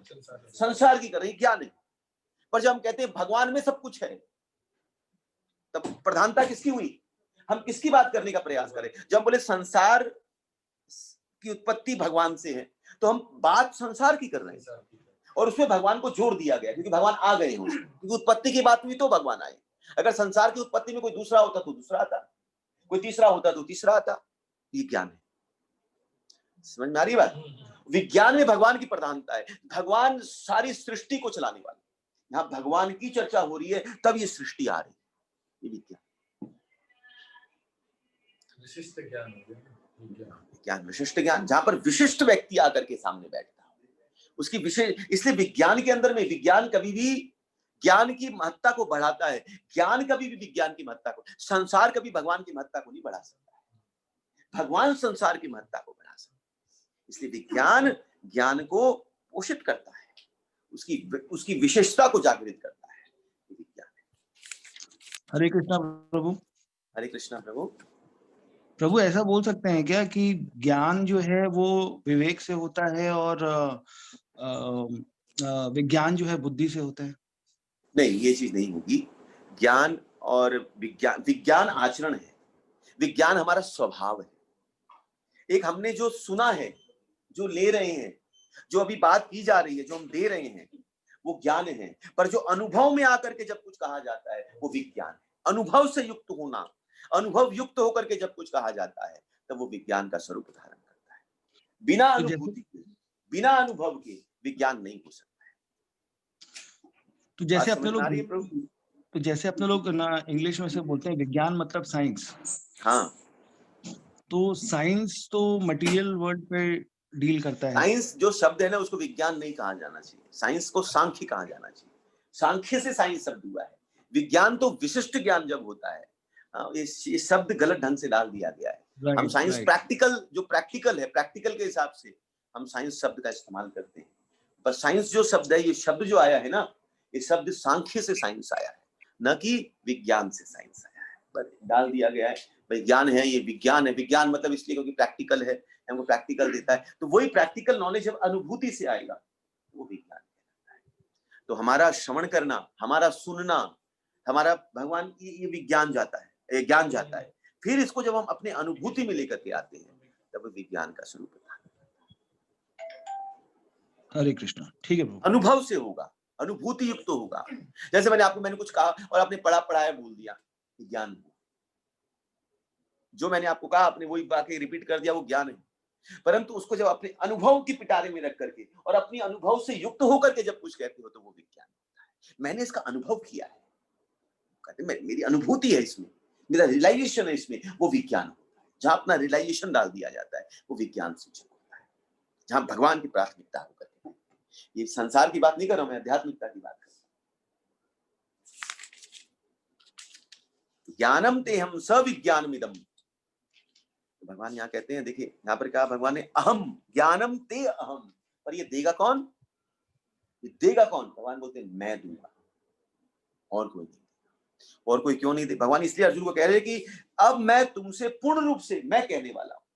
क्योंकि अगर कोई व्यक्ति अगर कुछ कहने का प्रयास करता है, उन्हें विज्ञानी कहे, ज्ञान से युक्त होकर के विज्ञान कहे, तो जो चीज अनुभव में आएगी, अनुभव में जब कुछ आकर के, जब अनुभव से बुद्धि में जब वस्तु जाती है, तो जितना अनुभव में जाता है उतनी बुद्धि में नहीं पहुंच सकती। जितना अनुभव होगा उतनी बुद्धि में नहीं जाएगी वस्तु। जैसे आपको कुछ चीज की अनुभूति हुई, तो जब आपकी पहली वो वस्तु कहां जाएगी? अनुभव से निकल के बुद्धि के पास जाती है। जब बुद्धि के पास जाएगी, तो जितना अनुभव हुआ उतनी नहीं जाएगी, उसका कुछ परसेंटेज बुद्धि के पास जाता है। और बुद्धि से यही जा करके, बुद्धि में जितनी पहुंचती है, वहां से ये मन के पास पहुंचता है। तो जितना बुद्धि के पास पहुंचता है, उसका कुछ परसेंटेज मन के पास पहुंचता है। और मन से होकर के जब ये शब्द का रूप धारण करता है तो पूर्ण रूपेण मन में जो होता है वो शब्द नहीं लेता है, बल्कि उसका कुछ परसेंटेज लेता है। तो जो अनुभव में आया और जब शब्द से बाहर निकला तो उसमें बहुत बड़ा गैप हो गया। तो बोलते हैं प्रभु के अनुभव को हम एक्सप्लेन नहीं कर सकते। नहीं कर सकते, हर चीज का शब्द की एक सीमा है, नहीं कर सकता है। तो इसलिए भगवान बोलते हैं ये जो ज्ञान है ना, ज्ञानम ते सविज्ञानम, ये जो देने वाला है ये मैं दे रहा हूं, क्योंकि मैं जो कहूंगा तो मुझे कोई बंधन बांध नहीं सकता है। मेरे जो मैं कहने वाला हूं वो एज इट इज तुमको पूर्ण ज्ञान देने वाला हूं। कहीं पर जो अनुभव में भी आएगी कोई बुद्धि में पूर्ण रूपेण, इसलिए भगवान ने क्या कहा, मैं तुमसे पूर्ण रूप से कहूंगा। ऐसा नहीं कि टूट करके आएगा तुम्हारे पास, पूर्ण रूप कंप्लीट नॉलेज मैं तुमको देने वाला हूं। नहीं बात, इसलिए भगवान ने अहम शब्द का इस्तेमाल किया, अहम मैं कहने वाला हूं। इसलिए बात को बड़ी गंभीरता से लेना, कोई साधारण जीव इस बात को नहीं कह रहा है कि मैं कह रहा हूं। इसलिए भगवान ने इस बात को विशेष रूप से रखा। तो यहाँ पर तत्व में जानना जरूरी है। प्रभु जी, हमें जो अनुभव होता है वो तो कंप्लीट होता है, हाँ, हम उसको बयान नहीं कर सकते है ना, किंतु वो तो कंप्लीट ही होता है। अनुभव तो कंप्लीट ही है, पर वो अनुभूति कैसी है? अनुभव देखिए, अनुभव अलग, अनुभूति अलग, पर अनुभूति कैसी है? कई बार हमारा जो प्रतीति है, हमको लगता है, वो भी कई बार अनुभूति लगती है। हमको लगता है ये हमारा अनुभूति है, नहीं, अनुभूति के लिए बहुत परिपक्व होना पड़ता है, बहुत परिपक्वता चाहिए, तब जाकर के अनुभूति है। वरना अनुभूति नहीं होती, वो प्रतीति होती है। हमारा वहम हो सकता है, ये भी तो हो सकता है, इमेजिनेशन है, हमारे वहम में बहुत सारी चीजें आ सकती है। अनुभूति के लिए बहुत प्रगाढ़ होना पड़ता है, तब अनुभूति प्रवेश करती है। बिना अनुभूति, फिर अनुभूति से जब कुछ बात की जाती है तो बात में दम होता है, तब ग्रहण होता है।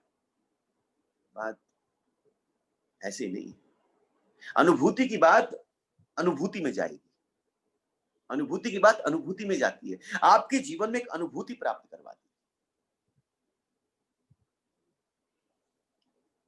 कैसे समझाऊं ये? तो कोई चीज टेस्ट नहीं करेंगे, मैंने आपको किसी चीज के लिए बोला कि ये अच्छी है, लेकिन जब तक आप उस चीज को टेस्ट नहीं करोगे, उसका अनुभव नहीं आएगा, तो अनुभव से कोई चीज बोली जाएगी तो आप बोलोगे मैंने इसको टेस्ट किया है। अनुभूति से आप इसको एक बार करके देखो। अनुभूति में जब कुछ बात बोली जाती है, उस बात में दम होता है, उस बात में आपका रियलाइजेशन, आपने स्वाद चखा है उसका, तब आप बोलते हो। जैसे आप, मैं बोलूं आप ये माता जी फल का खाइए, रोटी खाइए, सब्जी खाइए, बहुत अच्छी, बस मैं बोल दिया, फिर बोला माता जी खा के देखिए बहुत टेस्टी, मैंने खाया इतना अच्छा, ठीक है थोड़ा सा दे, तब क्योंकि मैंने बात अनुभूति से कही, मैंने उसको टेस्ट किया है, अनुभूति ली है, तब आपको देने में, तब आप उसको उठा करके ग्रहण करते। अनुभूति वाली चीज जब जाती है ना सामने में, तो उसकी अनुभूति, तब उसके आपके अंदर में कुछ टटोलता है और आप उसको उठा करके लेने का प्रयास करते हो। थोड़ा से लो, पर आप लेने का प्रयास करते हो कि इन्होंने जो अनुभूति प्राप्त की है वो अनुभूति मेरे पास भी थोड़ी सी पहुंच जाए। ये जाएगा 5% हो गया।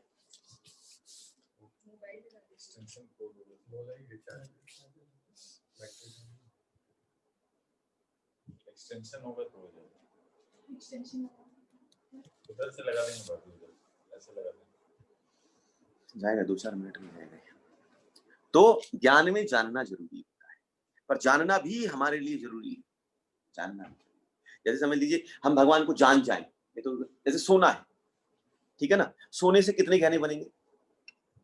सोने से कितने तरह के गहने बना सकते हो आप? बहुत काउंट कर सकते हो, अनगिनत है, पर तत्व सोना है ये जानते।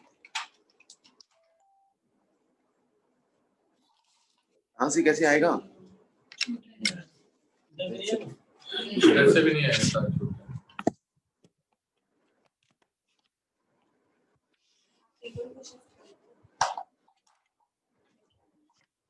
हाँ ठीक है, चालू होगा।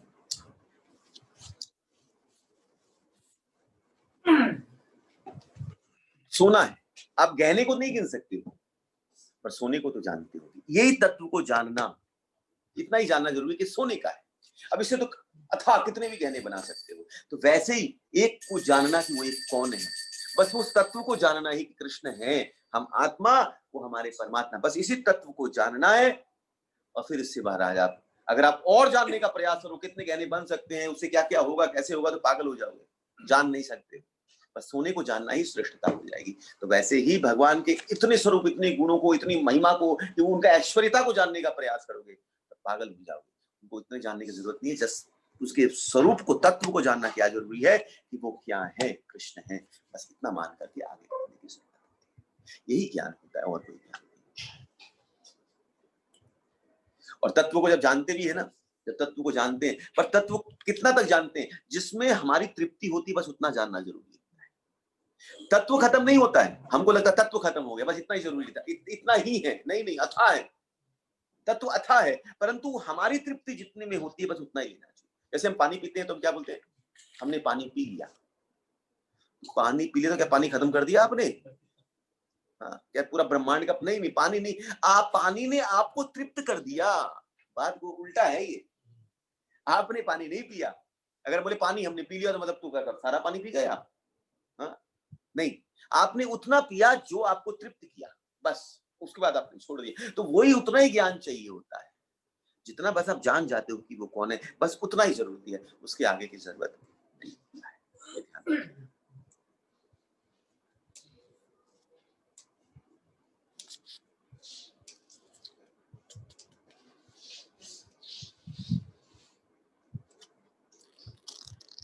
प्रकृति की स्वतंत्रता नहीं, प्रकृति स्वतंत्र नहीं है, ये जानना ये ज्ञान है।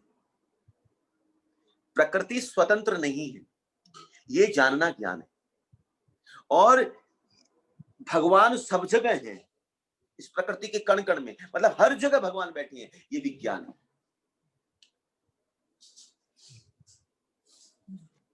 नहीं समझ आ रही बात? कुछ जहां पर प्रकृति संसार की प्राथमिकता है, संसार का ये जानना, ये संसार उनके अधीन है। जैसे हमने पढ़ा ना, परा अपराशक्ति किसके अधीन? ठाकुर के अधीन है। ये स्वतंत्र नहीं है, ये जानना ये ज्ञान है। परंतु भगवान जब कहते हैं 7वें नंबर श्लोक में, भगवान ने क्या कहा कि ये मुझसे श्रेष्ठ कोई सत्य नहीं है। जिस प्रकार धागे में गुथे रहते हैं उसी प्रकार सब कुछ मुझ पर आश्रित है। ये स्वतंत्र नहीं है, ज्ञान है, परंतु सब मुझ पर आश्रित है। पूरी प्रकृति, पूरा ब्रह्मांड मुझ पर टिका हुआ है, ये विज्ञान। जैसे बाहर से मोतियों को देखना ये ज्ञान है, और मोती के आश्रय तत्व को देखना ये विज्ञान है। नहीं आई? प्रकृति को देखते हो, मोतियों को देख रहे हो, ये ज्ञान है। ठीक है, आप जान गए। हार को आप जानते हो, आप एक जानते, कोई हार दिखेगा तो बोलेगा हार है, बड़ा सुंदर हार है, ये ज्ञान है। और उसकी किस पर ये हार टिका है, उसकी बारीकी में चले जाना। विज्ञान मतलब उसकी बारीकी में घुस जाना, अंदर चले जाना कि कौन है जो इसको आश्रय देता है, कौन है जो आश्रय देता है। उस आश्रय तत्व को जानना ही विज्ञान है। कौन है जो कर रहा है। तो इसमें महत्ता किसकी हुई? ज्ञान में महत्ता मोतियों की हुई, और विज्ञान में महत्ता धागे की हुई। ये ध्यान रखना चाहिए। क्लियर हुआ? ये ज्ञान और विज्ञान। तब भगवान क्या कह रहे हैं कि ज्ञान देहम सविज्ञानमिदं वक्ष्यामि शिष्यतः यत् ज्ञात्वा नेहम्। ज्ञान तुम्हें जानने के लिए और कुछ शेष नहीं रहेगा। तो अगर ये जान गए, हम क्या जान गए? ज्ञान और विज्ञान, तो और क्या शेष रह गया? प्रकृति को जान गए, अपने आप को जान गए, और मुझे जान गए। अब क्या शेष रहता है तुझे जानने? बस यही ज्ञान है, और कोई ज्ञान नहीं। और क्या ढूंढोगे आप, और क्या ले लोगे आप? और कुछ जानने की आवश्यकता, केवल यही जानना है। ये क्या मोती, क्या धागा, क्या और मोती, इसको बनाने वाला कौन? अब ये भी जान जाते हैं कि मोती बनाने वाले भी कृष्ण हैं, ये धागा भी कृष्ण है। देखिए, ये जो बनाने वाला निमित्त उपादान कारण कौन है? ठाकुर ही बैठे। यही तो जानना है कि सब कुछ का कारण वही बैठा हुआ है, वो ठाकुर। ये विज्ञान है। पहला चीज मोती, फिर धागा, फिर पिरोने वाला। किसने पिरोयो? ये भी जरूरी है महाराज, जान लो कौन है वो। मोती ब्रह्मांड, धागा ठाकुर, पिरोने वाला वो भी ठाकुर। और इस ब्रह्मांड को क्रिएट कौन है? यही भगवान कहते हैं छठे चौथे पांचवें में। ये कौन है? भूपिनो पौनलो वायु खम्मनो बुद्धि वच अहंकार इत्यम में भिन्ना मेरी प्रकृति है, मेरी है। ब्रह्मांड भी ठाकुर, मोती भी ठाकुर, धागा भी ठाकुर, बनाने वाला भी ठाकुर। यही विज्ञान है, जहाँ के जीवन के हर कण कण के अंदर में ठाकुर दिख जाए, यही विज्ञान है। और क्या विज्ञान है ना? क्लियर हुआ? नहीं ये रियलाइजेशन नहीं हुआ, ये खाली मानना हुआ। मान के चले, रियलाइज करेंगे कब? जब देखेंगे उस चीज को, बारीकी से देखेंगे, तब वो चीज दिखाई देगी। एक छोटी छोटी चीजों को देखेंगे तब रियलाइज होगा। एक पेंटिंग को आपके पास बना के लाए, पेंटिंग किसने बनाई? कोई पूछे, आप पूछोगे किसने बनाई? ऐसी बन गई, तो आप क्या बोलोगे? मूर्ख समझा है क्या? बिना बनाए कैसे बन सकती है? बोलोगे कि नहीं बोलोगे? एकदम किसी ने बनाई है, ये बन ही नहीं सकती है। मैं बोलूं नहीं नहीं प्रभु जी ऐसी बन गई, आप बोलोगे नहीं बताना, मत बताइए। तो बिना बनाए बन नहीं सकती है। एक छोटी सी पेपर की पेंटिंग में आपको इतना विश्वास है कि इसको किसी ने बनाया है, ये पेंटिंग किसने बनाई है कभी नहीं देखा है। जिस पेंटिंग में हम बचपन में थे ना, तो बनाते थे नदी बना रहे हैं, उसके पास में एक पेड़ बनाते थे, उसके बगल में झोपड़ी बनाते थे, सूर्य बना देते थे, उसके बगल में माउंटेन बना देते थे। हाँ, बचपन में यही बनाते थे। स्टार्टिंग उसके थोड़े पक्षी बना देते थे, और पेड़ पर उसमें माउंटेन के बीच में से चंद्र सूर्य बना के ऐसे रेखा खींच करके डाल डाल, बड़ी सुंदर लगती है। हाँ हमने बनाया। कौन किसने बनाया? नाम नीचे अलग ठोक देते, हमने बनाई है ना। और टीचर भी नाम देके हाँ इसने बनाया। जब एक प्रकृति को देख करके जो जीव बनाता है, उसकी सुंदरता देख करके कुछ बनाता है, तब उसको मानते हैं कि कोई बना रहा है। पर जिसने उसको नेचुरल बनाया तो कोई तो बनाया है। यही जानना है सर, यही विज्ञान है। यही हम पेंटिंग की तरफ देख रहे हैं, पर ये प्रकृति की तरफ देख करके कि किसने सुंदर पेंटिंग बना दी है, उसको जानना। इस पेंटिंग को देख करके उसके प्रति आकर्षित होना, अच्छा ये पेंटिंग है, इसलिए ये ज्ञान का स्वरूप हो जाता है। प्रकृति की तरफ दृष्टि चली जाए, इस पेपर से निकल करके देखिए, समझिए, जब तक इस पेपर की पेंटिंग में आप फंसे हुए हैं तब तक संसार है। इस पेपर की पेंटिंग से निकल के प्रकृति की पेंटिंग दिख जाए, ये ज्ञान है। और जब इस प्रकृति की पेंटिंग ये दिख जाए कि किसने बनाया है, ये ज्ञान। हम लोग याद, हम लोग जब बिरला में थे तो हम लोग को कई बार बाहर ले जाया जाता था। हम लोग का एसीएम था, आर्ट क्राफ्ट म्यूजिक, तो हम लोग, मैं आर्ट में था, आता तो कुछ था नहीं पर आर्ट में थे, क्योंकि उसमें गुल्ली मारने का समय मिलता था, फुटबॉल खेलते थे। तो हम कई बार वो टीचर ले आते थे, सब इतनी बड़ी बड़ी बुक, पेंटिंग बुक, अब बनाओ। वहां पर बाहर में थे वो झरने, छोटे छोटे पॉन्ड थे, उसमें फ्लावर्स निकले थे, बनाओ इसको पेंटिंग। हम उसी को देख डंडी बनाए, तो गोल गोल घुमाए, वो जल बनाए। वो मुझे अब याद आता है कि वो बनाना, यहाँ हम बना रहे हैं उसको देख कर करके, और फिर सर बोलते हैं बहुत सुंदर बना, बहुत सुंदर बनाया आपने। ये अच्छा लग रहा है कब? जब उस प्रकृति को देख करके आप बना रहे हैं, पर उसको किसने बनाया? जब तक हमारी दृष्टि उस पेंटिंग की तरफ, जो हाथ से बनाई पेंटिंग की तरफ है, तो हम संसार में। जब हमारी दृष्टि उस प्रकृति की पेंटिंग की तरफ चली जाती है, अरे इतना सुंदर, ये ज्ञान है। फिर ये किसने बनाया? समझ बात? तो यहां से निकल करके कम से कम वहां जाना पड़ेगा, तब ये ज्ञान, और ज्ञान से विज्ञान की तरफ। अभी हम फंसे कहां हैं? उस पेपर की पेंटिंग में फंसे हैं, इसलिए हमको रियलाइजेशन नहीं होता है। रियलाइजेशन कब होगा? रियलाइजेशन अभी नहीं होगा। आप क्या सोचते हो कि अभी रियलाइजेशन विज्ञान में होता है, ज्ञान में भी रियलाइजेशन नहीं होता है। ज्ञान से परे होकर के जब आगे बढ़ते हैं और विज्ञान जीवन में आएगा, तब रियलाइजेशन होगा, वरना नहीं। जैसे हम लोग पढ़ते थे ना, वो क्या चिक सेल्स हम लोग को वो दिखाया जाता था माइक्रोस्कोप से, अनियन सेल्स सब दिखाते थे कि नहीं? देखा है आप लोग? एक थे जीभ से वो क्या निकाल करके, सलाइवा नहीं, वो चमड़ी हल्की सी वो निकालते थे, कुछ चीज जैसे निकाल के फिर उसको रखते थे, फिर उसको देखते थे। क्या चिक सेल्स बोलते थे, क्या बोलते थे, आई डोंट रिमेंबर। क्या तो पढ़ाई करोगे तब। फिर अनियन सेल्स रखते थे। हाँ, तो वो जब तक पढ़ाया जाता था थ्योरेटिकल, तब तक समझ में नहीं आता था। जब प्रैक्टिकल देखते थे ना, तो वो चीजें समझ में क्या है। ज्ञान उसको जानना, और विज्ञान उसको उस रूप में देखना। इसे साइंस उस विज्ञान को प्रैक्टिकल बोल देता है, पर शास्त्रों में विज्ञान किसको कहा जाता है? उस परमात्मा को जानना, उस विशिष्ट ज्ञान को, उस ज्ञान को विशेष रूप में ग्रहण करना, उसकी विशेषता के साथ ग्रहण करना, उस विशेष तत्व के साथ ग्रहण करना, वो विज्ञान का। कल आप बता रहे थे वहां भागवतम में कि वो जो फूल को देखकर वो उसको जानने की, फूल को देखा, अब मैं कल ही बताया, सच्चिदानंद स्वामी महाराज फूल को देखे तो ज्ञान दिख रहा था, ज्ञान जागृत हुआ, क्या है क्या नहीं। और उसको देख करके जब निकल गए, बनाने वाला कौन है? वो विज्ञान की तरफ था। एग्जाम्पल था, उल्लू था, गाड़ी में जाता था, ड्राइवर उतरा, उल्लू ने बोला महाराज हु 4 बार, मतलब ये हु पूछना और उसका जवाब देना, ये ज्ञान की तरफ बढ़ना था। ज्ञान नहीं था, ज्ञान की तरफ बढ़ना था। ध्यान से समझिएगा, ज्ञान की तरफ बढ़ना था। मैं ये अपने डेजिग्नेशंस को जब तक बताता था, तब तक ज्ञान की तरफ बढ़ना था। परंतु जैसे ड्राइवर ने कहा ये उल्लू है, ये ज्ञान मिल गया। ये बता देना कि वो उल्लू है, वो ज्ञान मिल गया। तब चौंका, ये ज्ञान जब एक उसने पूछ लिया मेरे पास ये समझ में, अब मैं जान करके रहूंगा वो कौन है, और फिर उस जानने के लिए मान करके निकल गया है। समझ गए बात? थोड़ी सी बात जानकारी, उल्लू ने ज्ञान नहीं दिया, उल्लू ने थोड़ा सा जनवा दिया, हृदय को थोड़ा सा स्पर्शित कर दिया, और उसको लेकर के जब मानने के लिए निकल पड़े, अब मान करके, अब जान करके रहें, जानेंगे पर पहले मानेंगे, फिर हम निकल गए, तभी तो निकले, वरना क्यों निकलेंगे हम? तब आखिरी में जाकर के जान गए कि वो कितने। ये भगवान किसी बात को समझाना चाहिए। मया आसक्त मना पार्थ हो गई असंशय समक्रम, जान जाएगा कब? जब ये अवस्था हो जाए। किसी को भी देखोगे, कोई बावरा होता है ना, वैसे ही होता है। किसी तरह वृंदावन पहुंच गया, वृंदावन में ठोकर लग गई, महाराज देख लिया, किसी रसिक से भिड़ गया, नैन से नैन भिड़ गए, महाराज कब मतवाला हो गया, ना घर दिखे ना परिवार दिखे, केवल वृंदावन दिखता है।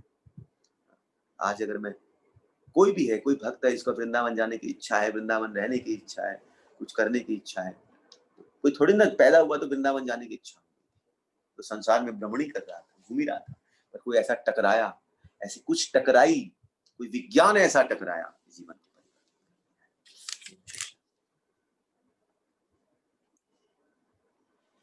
कोई सवाल किसी का?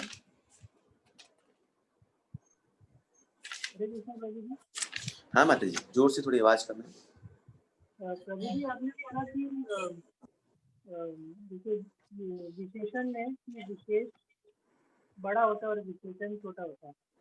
हाँ हाँ अंकित, तो अभी इस केस में ज्ञान विशेष हुआ और विज्ञान विशेषण हुआ। हाँ हाँ हाँ, तो ज्ञान बड़ा हुआ। एकदम करेक्ट, एकदम करेक्ट। आपका वही मैं समझा रहा हूँ कि भगवान का नॉलेज विज्ञान। हाँ, हम लोग का वीडियो ऑन नहीं है, बड़ा आवाज धीरे आ रही, थोड़ा लाउड बोलेंगे अंकित? बड़ा तो विज्ञान होना चाहिए। हाँ वही मैं समझा रहा हूँ कि जब भगवान ये बात बोल रहे हैं कि जहां पर में तुलनात्मक में रूप में जब भगवान विज्ञान आ जाता है, भगवान आ जाते हैं, तब विशेषण, जो विशेषण होता है वो उस विशेष की विशेषता को बढ़ा देता है, तब विशेषण बड़ा हो जाता है।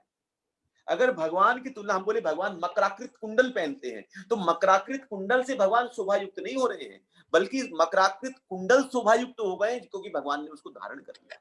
पर विशेषण क्या है? जैसे बोले बराह पीडम नटवरवपु कर्णयो कर्णिकारम, बराह पीठ धारण किए, मोर पुछ धारण किया, तो मोर पुछ से ठाकुर सुंदर नहीं हुए हैं, बल्कि मोर पुछ धारण करके मोर पुछ की शोभा बढ़ गई है, क्योंकि ठाकुर ने अपने शीश पर उसको धारण कर लिया है। तो जब भगवान जब जीवन में आते हैं, साधारण भाषा के अंतर्गत में, साधारण चीजों के अंदर में, सांसारिकता में, विशेषण हमेशा विशेष से छोटा होता है, परंतु जहां पर विज्ञान विशेष रूप से आता है, तब वो ज्ञान से ऊपर, ज्ञान उससे ऊपर नहीं होता है, क्योंकि ज्ञान तो विशेष ही है, परंतु जब विज्ञान आएगा तब वो क्या करेगा? ज्ञान की विशेषता को बढ़ा करके उससे श्रेष्ठ चमत्कृत होकर के उसको आगे बढ़ाता है। इसलिए ज्ञानी भगवान के आनंद से चमत्कृत होते हैं, चमत्कृत आश्चर्यचकित हो जाते हैं। भगवान चमत्कृत करते हैं, क्यों चमत्कृत करते हैं? क्योंकि विशेषता बढ़ जाती है।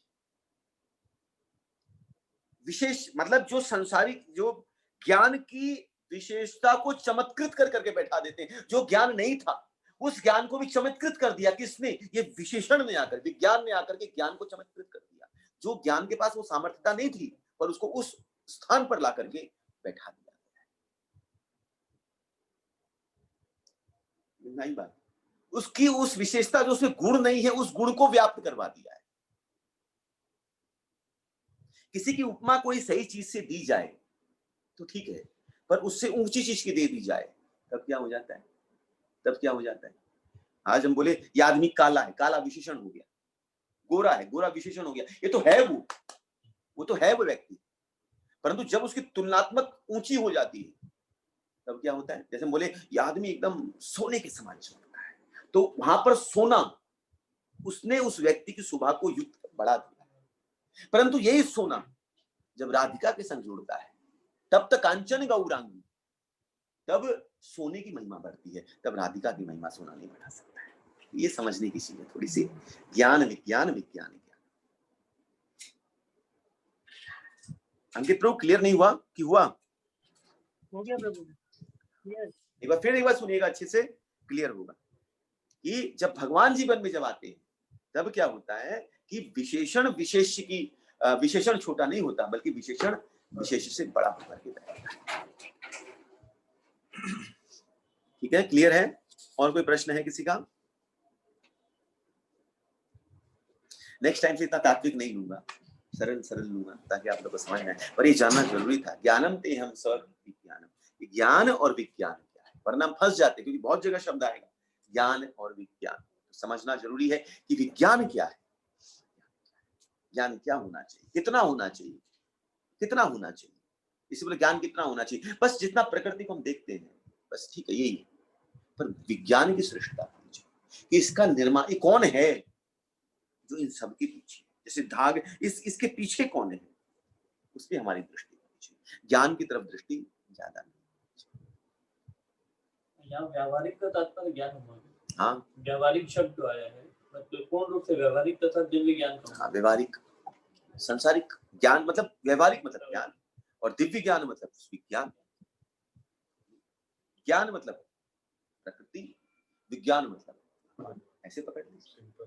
पर यहाँ पर में भी ज्ञान में क्या खाली प्रकृति को देखना नहीं, प्रकृति से, प्रकृति को ये जानना कि ये स्वतंत्र नहीं है, ये स्वतंत्र नहीं।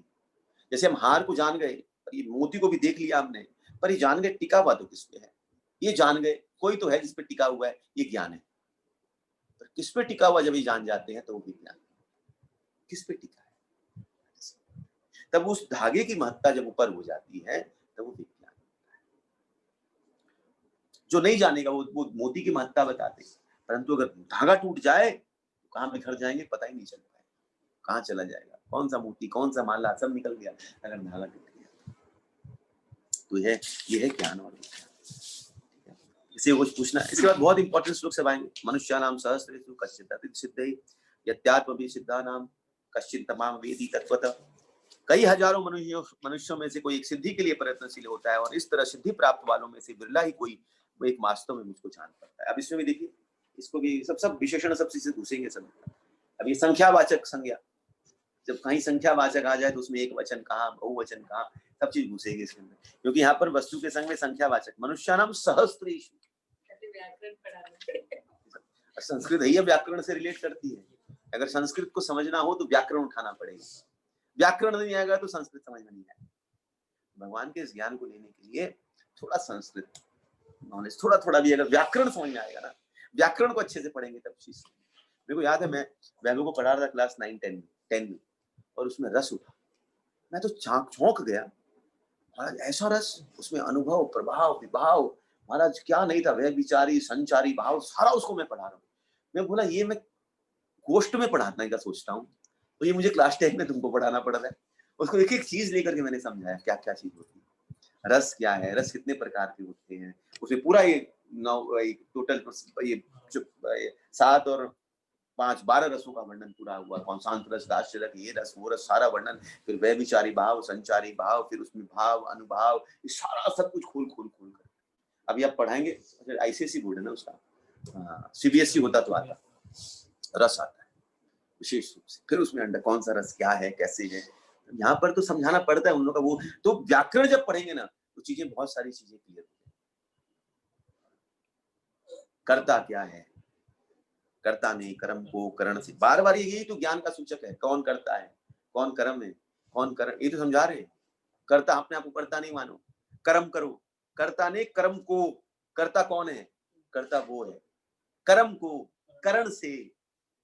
फिर क्या है, अपादान, संप्रदान, क्या क्या अपादान के लिए, ऐसे संप्रदान से, ऐसे अलंकार है, छंद है, दोहे हैं, सोरठा, हिरी गति का, हरि गति का कुछ याद है था, उसमें था वो, भूल भाल गया बहुत, तो पर देखूंगा एक बार, तू आ जाएगा।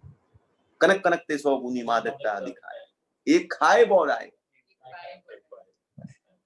एक ही शब्द की जो पुनर्वृत्ति होती है, कनक कनक, वैसे इसी एक एग्जाम्पल समझाया जाता है, एक ही चीज की पुनर्वृत्ति हो जाए भगवान के लिए आता है। अलग अलग शब्द, अलग, एक धतूरा है, सुना है, एक पाए बोरा है, जो धन पा जाता है वो पागल होता है, और एक खाए वो पागल होता है। एक खाए बोरा है, पाए बोरा। अब जैसे एक ही शब्द के कई अर्थ निकलते हैं। जैसे हम बोलते हैं, ये जो आया ना, जो सुंदरकांड में 4 ताड़न के अधिकारी कौन कौन थे, धूल गंवार शूद्र पशु नारी, ये सब धारण किया। अब इसको हम क्या सबको ढोलक पकड़ दिया, डंडा लो और पीटो, ना। अब इसमें देखिए अलग अलग पहला क्या है, ढोल को ताड़ने की जरूरत है, माने पीटो। ढोल को पीटेंगे तब ढोल बजेगा, और ढोल को नहीं पीटेंगे, पर उसको पीटने के लिए भी लय ताल सुर चाहिए। ऐसे थोड़ी दम दम दम दम बजाओगे तो अजीब हो जाएगा, उसके लिए भी तरीका चाहिए। उसको तरीके से पीटते हो तब उसका उसमें स्वर पैदा होता है। संक्षिप्त में एक ही शब्द है। दूसरा क्या है, गंवार। गंवार को ताड़ना मतलब उसको कंट्रोल करना, उसको मतलब ताड़ना मतलब नजर रखना। तो वही इसको बोलते हैं ना, इसको ताड़ क्यों रहे हो, ताड़ना मतलब देखना, नजर रखना। हाँ, कुछ गड़बड़ नहीं कर तो जो गंवार होगा उस पर नजर रखो, क्योंकि वो जितना बोला गया उल्टा सीधा करेगा, तो उस पर नजर नहीं रखोगे तो सब उल्टो पुल्टो कर दोगे। हमारा दूध में पता नहीं कहाँ मिला दो। तो गंवार जिसको नॉलेज, गंवार मतलब ये नहीं, जो गंवार मतलब जिसको उस चीज का नॉलेज नहीं, उस चीज पे नजर रखनी चाहिए। उसको ताड़ना मतलब उस पर ध्यान रखें, उस पर दृष्टि रखें, अपने कुछ गड़बड़ नहीं कर दे। ढोल, गंवार, फिर शूद्र। शूद्र पर भी अपनी नजर रखनी चाहिए। नजर रखेंगे, क्योंकि नजर मतलब उस नजर को, कौन सी नजर है, ताकि आपकी दृष्टि उस पर पड़े और वो उसको उठाने के लिए, जैसे बोलते ना भैया इसको थोड़ी नजर डाल दीजिएगा, कोई बड़ा आदमी हो इसको थोड़ा देख लीजिएगा, थोड़ा देख लीजिएगा, थोड़ा कोई ताड़ना मतलब उसको देख लेना, माने उसके थोड़े उद्धार की बात है। और हम एक ही चीज से पकड़ते हैं, धुमा ढूम ताड़ना मतलब पिटाई करना। तो इसमें सब लोग, आधे लोगों का ये सवाल होता है, ढोल, गंवार, शूद्र, पशु नारी। पशु नारी, अब पशु है, अब पशु को आप घोड़े पे सवार हो, तो पशु को ताड़ना कितना पड़ता है, ऐसे आगे बढ़े तो थोड़ा सा हल्का सा देना पड़ता है, वो डायरेक्शन के लिए ताड़ना पड़ता है। उसको ताड़ना होता है, पिटाई करना, जस्ट ताड़ना। अब देखो बैल के ऊपर, घोड़े, किसी के ऊपर भी जब देखो सवार कोई भी लेके जाएगा तो हल्का सा देता है, इधर हल्का देता तो वो राइट जाता है, इधर ये बायां दायां जाना। घोड़े के ऊपर सवार हो तो वो आप नाल से, आप पांव से, एड़ी से मारते हो, तब वो दायां बायां जाता है। तो वो ताड़न, वो मतलब उसको डायरेक्शन देना। ताड़ना मतलब उसको डायरेक्शन देना पशु को, तब वो डायरेक्शन के अनुसार चलता है, वरना वो चल नहीं सकता है। और नारी, नारी के ऊपर नजर रखना, क्योंकि बहुत बहुमूल्य है, बहुमूल्य चीजों के ऊपर नजर रखी जाती है। सड़क में पड़े हुए लोहे के ऊपर नजर नहीं रहती, पर हमारी नजर तिजोरी में रखे हुए सोने और मोती के ऊपर रहती है। ध्यान से रहे, उस पर आपकी नजर टिकी। कोई बोले आपके घर से बाहर से आधा किलो लोहा चोरी हो गया था, घर में गया हो गया, कौन नजर रखे उसको, हाँ कि ना। और बोले कोई 10 ग्राम सोना चोरी हो गया, टेंशन हो जाए, संभाल कर। तो उसको ताड़ना मतलब उसको ध्यान से संभाल करके रखना, वो ताड़ना का। तो एक ही शब्द के कई अर्थ हम कर करके सामने, पर उसको हम गलत तरीके से ठीक बोलते, तुलसीदास जी ऐसा कैसे लिखती है, गलत लिख दिया। अरे तुलसीदास जी क्या लिखना चाहते हैं, ऐसे मूर्ख है क्या, वो कैसे लिख देंगे। माने जहां पर मैं अपनी पत्नी को वो गुरु स्वरूप बैठाते, हाँ, कि महाराज उनकी कारण ही मैं आज शिक्षा, और उसी को ताड़ना की बात करेंगे। ताड़ना का मीनिंग पता है बहुत लोगों को, नजर रखना। ताड़ना खाली नजर नहीं, ताड़ना मतलब ताड़ना भी होता है, उसको तार दो। जैसे नारी के लिए आप बोले नजर रखना, तो वो मतलब वो भी मीनिंग सबको पता है, लेकिन वो मीनिंग उस समय कोई नहीं दिमाग लगा। वो तो खाली एक ही रखते हैं, वो तो खाली बोलते ढोल, गंवार, सबको पिटाई करो, बस।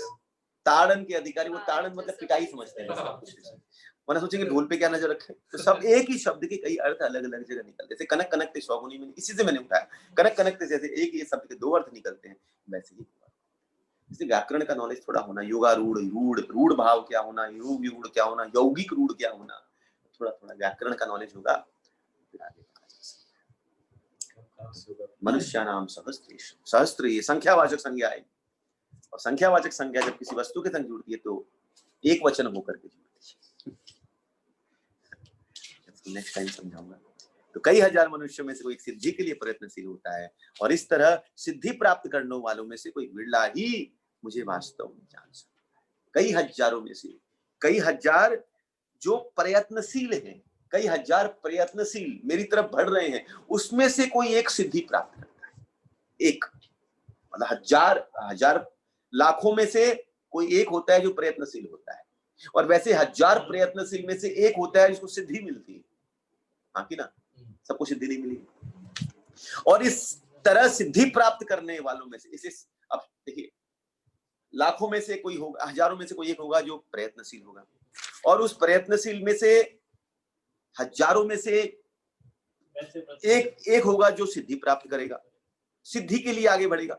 और वैसे सिद्धि जो प्राप्त कर चुके होंगे तो सब थोड़ी सिद्धि प्राप्त करेंगे। अब सिद्धि के लिए आगे भी बढ़ जाओ तभी थोड़ी सिद्धि मिल जाएगी, पर उसमें लिखा है कि जो सिद्धि प्राप्त कर चुके हैं उसमें से कोई एक विरला होगा जो मुझे जान पाएगा, वो उस धागे को देख पाएगा।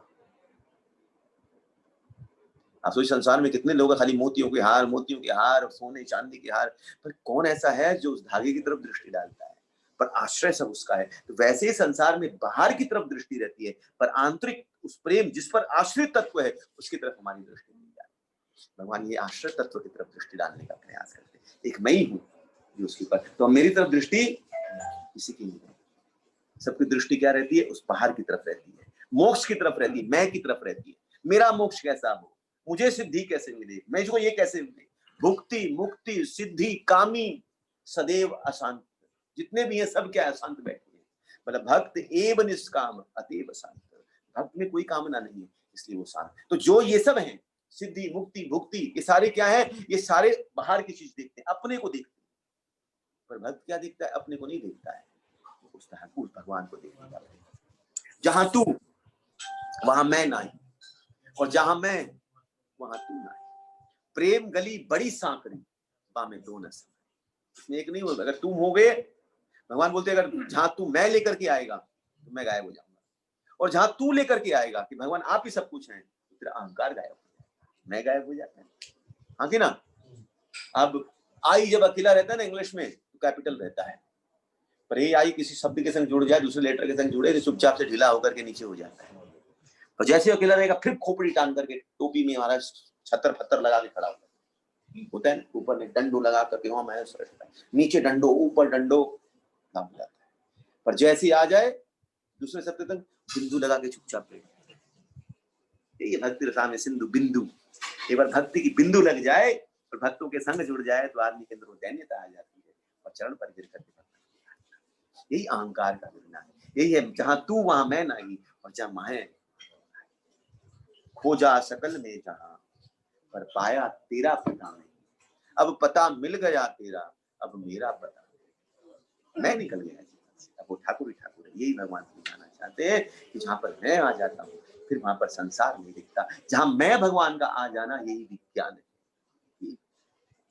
यही जीवन का विशिष्टता है। इसलिए हमको साधकों को, हमको भक्तों को चाहिए कि जी ताम से करके भगवान का नाम, भगवान की कथा श्रवण करते हुए हमको आगे बढ़ने का प्रयास करना चाहिए। वो पता है तात्विक है। अब आप जब भागवत सुन रहे हो, चैतन्य चरितामृत आपने सुन रहे हो, फिर आपने अष्ट गोस्वामी पाद चिंतन सुन रहे हो, उसके बाद गीता में घुसोगे तो खोपड़ी तो ढीली होगी महाराज। क्या सुना रहे प्रभु? ज्ञान विज्ञान क्या करना।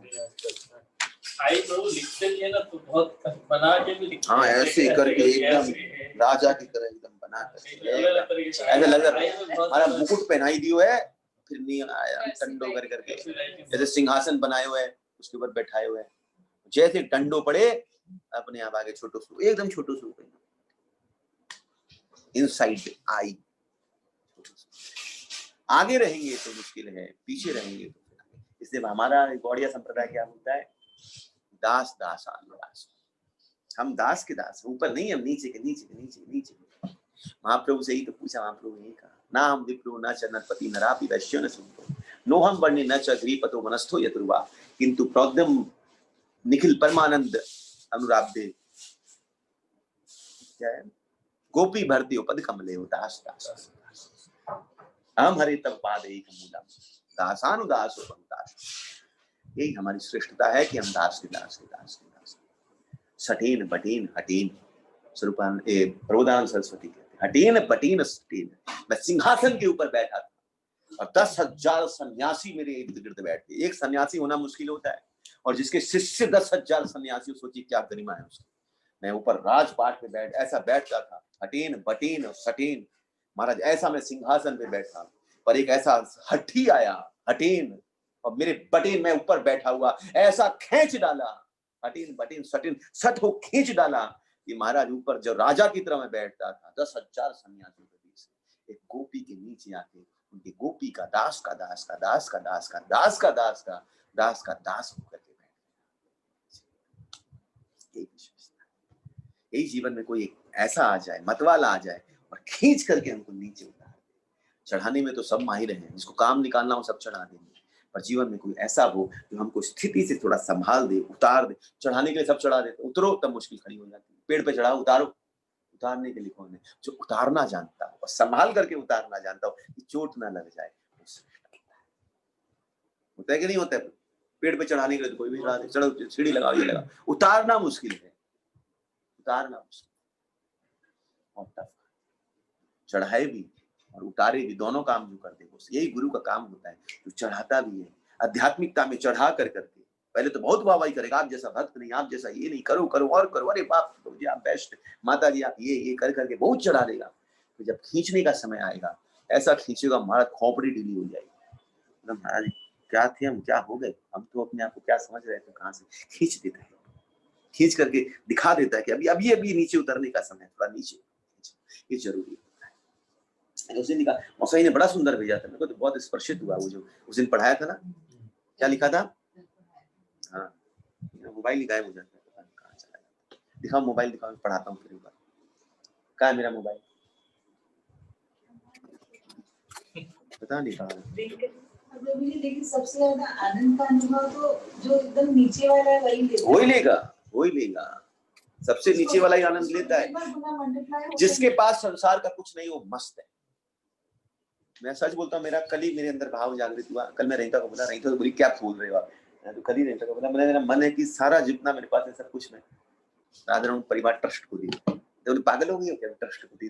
मतलब मेरा मन है कि बड़ा टेंशन से मुक्ति हुई, तो ठाकुर का नाम जपो, भगवत कर करके कोई टेंशन नहीं रहेगी। देखिए बहुत सुंदर कोट था, कल ही भेजा था मुझे। जीवन में आपको रोकने टोकने वाला कोई है तो उसका एहसान मानिए, क्योंकि जिन बागों में माली नहीं होते वो बाग जल्दी ही गुजर जाते। रोक टोक कर बाग में माली तोड़ता भी है, लगाता भी है, पिरोता भी है, सब कुछ करता है। तो जीवन में वैसे माली की जरूरत होती है, और वो ही फूल ही है जो माली के हाथ में कई बार कांटा भी चुभो देता है, पर माली उससे परेशान नहीं होता है। कोई बात नहीं, पर उसकी उस कांटे को निकाल कर करके बहुत बहुत अच्छे से उसको बड़ा करता है, और फिर तोड़ कर करके और माला में गूंथ करके राधा रमन के गले में पहुंचा देता है। यही तो है महाराज। और कोई इस माली के हाथ से छिटक कर करके वर्षा ऋतु और कोई बसंत, कोई ऐसी पतझड़ आए उसमें बह पड़े वो पुष्प, माली के हाथ से छूट जाए तो वो कोई काम का नहीं रहता है। बस माली के हाथ में टिका रहे तब तक उसकी श्रेष्ठता होती है। वैसे ही जब तक जीवन में गुरु के आश्रय में हम रहते हैं तब तक हमारी श्रेष्ठता, पर गुरु के हाथ से छिटक करके अगर हम अलग रहने का प्रयास करेंगे तो हमारी, इसे ध्यान रखना चाहिए। नेक्स्ट जो रहेगा, मैं वापस बोलूं कि एक बार डिसाइड करते हैं वीक में 2 दिन गीता रखनी है कि 1 दिन रखनी है। अगर 1 दिन रखनी है तो फिर हम सैटरडे अपनी क्लास होती है वो सैटरडे ही होगी। कल आज सुबह राधारमण जी परिवार की तरफ से आज कुछ भोजन की प्रसाद की व्यवस्था थी, तो फिर इस कारण से सुबह का समय वो था, इसलिए आज संध्या के समय हमने इस बार इसको रखा। कल मुझे स्पेस टाउन में क्लास ले लिया मैं, कि आज सुबह ले नहीं सकता था इस बोल करके। तो नेक्स्ट संडे भी ऐसा ही होगा, देखते हैं कैसे रहेगा, वो मैसेज जाएगा वैसे हम कर लेंगे। किसी का कोई प्रश्न है, कोई जिज्ञासा है, कुछ पूछना चाहते हैं तो पूछ सकते हैं। और किसी को भागवत भी श्रवण करना हो तो स्पेस टाउन में अभी नए तरह से भागवत शुरू हुई है, और प्रथम श्लोक से ही घुसेंगे। अभी तक तो 2 हफ्ते से महात्मा ही चला, प्रवेश नहीं कर पाए, तो नेक्स्ट टाइम से मैं श्रीमद् भागवतम में प्रवेश एक श्लोक करके घुसेंगे। तब किसी को ज्वाइन करना हो तो वो अब वो टाइम मैं बता नहीं सकता कब होगी, कभी शनिवार कभी रविवार, पर जब भी होगी मैसेज जाएगा। किसी को होना हो तो बता देंगे, तो उनको ग्रुप में ऐड किया जा सकता है। वो स्पेस टाउन ग्रुप में उनको ऐड होना पड़ेगा, तब वो मैसेज वहां पर मिल जाएगा। कोई प्रश्न, कोई जिज्ञासा है तो काइंडली रिक्वेस्ट सबसे पूछ सकते हैं।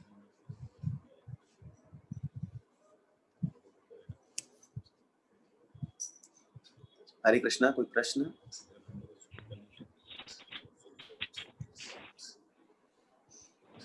लास्ट टाइम पूछ रहा हूँ, कोई प्रश्न? प्रश्न नहीं आ रहा, क्या सब समझ में आ गया आप लोगों को?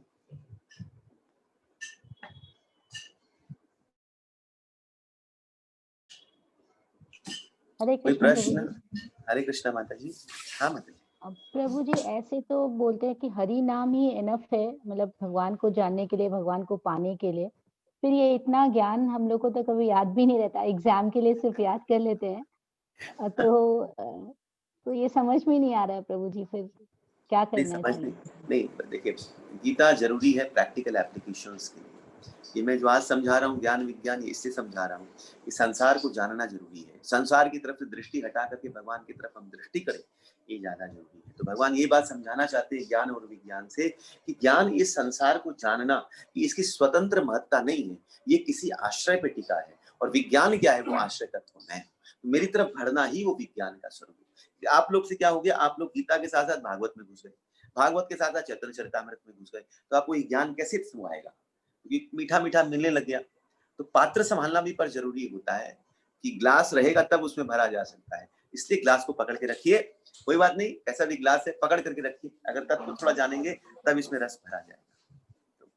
है हर कुछ का सार यही है, कलयुग केवल नाम आधारा, सुमरी सुमरी भव उतरैना। एक ही आधार है, हरि नाम और हरि कथा, और कुछ नहीं। जिन हरि कथा सुनई नहीं काना, स्वर्ण रांध्रेण अहि भवन समाना। ये भैया चाहिए, कान चाहिए, जिब्बा चाहिए, इंद्रियां भगवान की सेवा में लगे, बस यही चाहिए। पर थोड़ा थोड़ा ज्ञान भी जरूरी है। इसलिए जरूरी है कि वो है क्या, वो है क्या। बीच में जब भटक जाए फिर ये लगने लग जाए कि हरि नाम कर ही तो रहे हैं, कर ही तो रहे हैं, कर ही तो रहे हैं, वो आलस्यपन ना आ जाए। उस आलस्यपन के लिए उस तत्व की जानकारी होना बीच बीच में जरूरी है। पर खाली गीता के ज्ञान से भी काम नहीं, सिद्धांत हो, निष्ठा हो। गीता निष्ठा प्रदान करेगी, दृढ़ करेगी, और भगवान की कथा लीला लोभ पैदा करेगी। तो ठीक है, गीता का ज्ञान भी जरूरी है, जितना ले सकते हैं। जरूरी नहीं है बहुत कुछ याद करना, पर एग्जाम इसलिए मैं लेता हूँ, एग्जाम इसलिए होता है कि आप कम से कम उस वक्त तक जितना समय रहता है आप इंगेज रहते हो। आपको ये लगता है 2 दिन बाद एग्जाम है, आप पढ़ते हो, तैयारी करते हो, आप सुनते हो, बार बार गीता के श्लोकों को देखते हो, उसकी बारीकियों को देखते हो, तो आपकी कॉन्शियसनेस जो चेतना है वो कहीं ना कहीं भगवान से जुड़ जाती है। बस ये लक्ष्य होता है। क्योंकि हरि नाम तो आप 24 घंटा कर नहीं सकते हो, नहीं कर सकते। 2 घंटा कर लिया बहुत है, उसके बाद आप फिर क्या करेंगे? कैसे कॉन्शियसनेस जोड़े? खाली प्रसाद बना लेंगे वो भी नहीं होगा, खाली आरती कर लेंगे वो भी 10 मिनट 15 मिनट का काम, फिर कब करेंगे? तो ये सब जो चीजें होती है उसमें क्या होता है? मन रमता है। अरे मेरा 2 दिन बाद एग्जाम है, आप उसके लिए 2 बार लेक्चर सुनते हो, नोट्स बनाते हो, तैयारी करते हो, तो कॉन्शियसनेस भगवान के प्रति दूसरा को कृष्ण भावनामृत में भी डालने के लिए। और आपको तत्व की जानकारी भी जरूरी है। अगर आप नहीं होंगे, कोई आपसे कुछ पूछेगा, कोई आपको मिल गया और आपसे पूछेगा आप क्यों भक्ति करते हैं, किस लिए करते हैं, वो कौन है, क्या है, तो कम से कम आपके पास ज्ञान होगा, आप उस बात को रख सकते हैं। अपने आप को पुष्ट, अपने आप को दृढ़ करने के लिए आपको गीता की जानकारी होना चाहिए, दृढ़ करने के लिए। हाँ दृढ़ है, और आप दृढ़ कर सकते हो। आपका मन विचलित हो जाए तो मन को कैसे शांत कर पाएंगे? आपकी बुद्धि कहाँ जा रही है, आपका ये क्या है अंदर का सिस्टम और कैसे ये वर्क करता है, ये जानने के लिए गीता की जानकारी है। हाउ इट वर्क्स इनसाइड में, जितनी भी चीजें हैं हमारे पास में, ये कैसे वर्क करता है। सारी जिज्ञासा का निवारण गीता करती है। आपके अंदर जो जिज्ञासा आ जाएगी सबका निवारण गीता करती है कि कौन क्या है, उनसे कैसे डील कर सकते हैं, किसको किसके प्रति कैसी दृष्टि होनी चाहिए। प्रकृति को देखे तो किस दृष्टि से देखें भगवान, तो ये दृष्टि जो बताती है, ये गीता बताती है कि हमारा दृष्टि कैसी, हमारी नजर कैसी होनी चाहिए, हम किस वस्तु को कैसे देखें, हम कहां से क्या देख रहे हैं। इसलिए गीता का ज्ञान अपने लिए भी और दूसरों के लिए। ठीक है माता जी? हाँ प्रभु जी, धन्यवाद, प्रणाम प्रभु जी। धन्यवाद। और कोई? हरे कृष्ण प्रभु जी। हरे कृष्ण माता जी। प्रभु जी, जैसे नाम जप है, जब मैं माला करती हूँ तो कभी कभी ये होता है कि वैसे तो पूरा भाव के साथ हो जाता है, लेकिन कभी बहुत व्यस्तता की वजह से मुझे समय निकालना पड़ता है माल जप के लिए। मैं ये नहीं कहूँगी निकालना पड़ता है, मैं चाहती हूँ मैं तभी निकालती हूँ। तो ऐसा कभी हो जाता है कि रात्रि के 10 या 11 बजे बैठती हूँ, तो उस वक्त ये भी भाव आता है कि हाँ बहुत टाइम में तो बिल्कुल भाव में रह के उस वक्त ये आता है कि नहीं 16 माला कर लेनी है। 5 माला तक तो भाव रहता है, बाकी में फिर आता है कि अब मुझे गिनती कर लेनी है। उस वक्त एहसास थोड़ा होता है कि मतलब मैं इतना ध्यान में डूब तो नहीं पा रही हूँ, अब मैं माला की गिनतियां कर रही हूँ। ये क्या मतलब उस वक्त थोड़ा सा मुझे लगता है अपराध। बस ये ध्यान करिए, हम जब आपका, इसलिए कहा जाता है सुबह सुबह माला करनी, या एक ऐसे समय पे करेंगे जहाँ पर आप शांत हो तो माला कर लीजिए। जो सुबह की बेला सबसे सही होती है। अगर आपको कभी नहीं मिलता है और रात्रि हो गई है और उस वक्त ये लग रहा है कि भाई खाली करना है, नाम संख्या पूरी करनी है, कोई बात नहीं, उसी भाव से कर लीजिए। कम से कम ये विश्वास दृढ़ हो जाए कि अब हमको 16 माला से कोई हिला नहीं सकता। हम 16 माला तो करेंगे, चाहे रात के 1 बज जाए, चाहे 2 बज जाए, चाहे कोई भी समय हो जाए, मेरे को अपनी जप संख्या, जो माला, जो संख्या है, संख्या मुझे पूर्ण करनी है। अगर ये भाव भी है तो गलत नहीं है। कम से कम प्रयास। इसीलिए मैंने कहा ना, भगवान ने क्या कहा, ये आज श्लोक उठा था जो मैंने कहा, पहला जो श्लोक, मया आसक्त मना, हम उसको पाने का प्रयास ही कर रहे हैं, वो भी मया आसक्त मना है। कम से कम आप 10 बजे लेकर के 11 बजे बैठ रहे हैं और 2 घंटे जब उसको करने के लिए बैठ रहे हैं, तो आपके कहीं ना कहीं तो कुछ है, कुछ मान रहे हैं, तभी तो करने का प्रयास कर रहे हैं, वरना क्यों आप 2 घंटा अपना समय। तो ये करने का प्रयास भी करना अच्छा है। पर अगर हम आगे बढ़ना चाहते हैं तो फिर हमको ये होना चाहिए कि कैसे इसको प्रायोरिटी में लेकर के हम आगे लेकर के आए और हमारा ये मंगल, ये जो जप है वो सही समय पे, सही टाइम के साथ में हमारा हो जाए, ताकि हमको इसको संख्या रूप में नहीं, बल्कि हम इसको अच्छे से श्रवण के रूप में इसको अपने जीवन में करें। पर ये भी अगर संख्या रूप में भी कभी होता है तो करिए, कोई दिक्कत नहीं। उसके लिए टालिए मत कि कल कर लेंगे, वो मत करिएगा। खींच, कोई बात नहीं, संख्या ही करनी है, जल्दी जल्दी करनी है। मुझे नींद आ रही है बहुत जोर से और मेरी 4 माला बाकी है, तो नहीं, मेरे को पानी का छींटा मार लीजिए, फिर झपकी लीजिए, फिर करिए, फिर झपकी लीजिए, फिर करिए, पर कर करके सुनिए। हाँ प्रभु जी, वही होता है। क्योंकि सुबह में मैंने देखा कि शायद लेते भी हैं प्रभु परीक्षा में, सुबह उठती नहीं थी, 4:30 बजे उठ के माला करना स्टार्ट कर दिया, तो देखा कि घर वाले भी उठ जाते इसी समय, अभी चाय बनाओ, अभी करो, जो कभी नहीं उठे थे 5 बजे।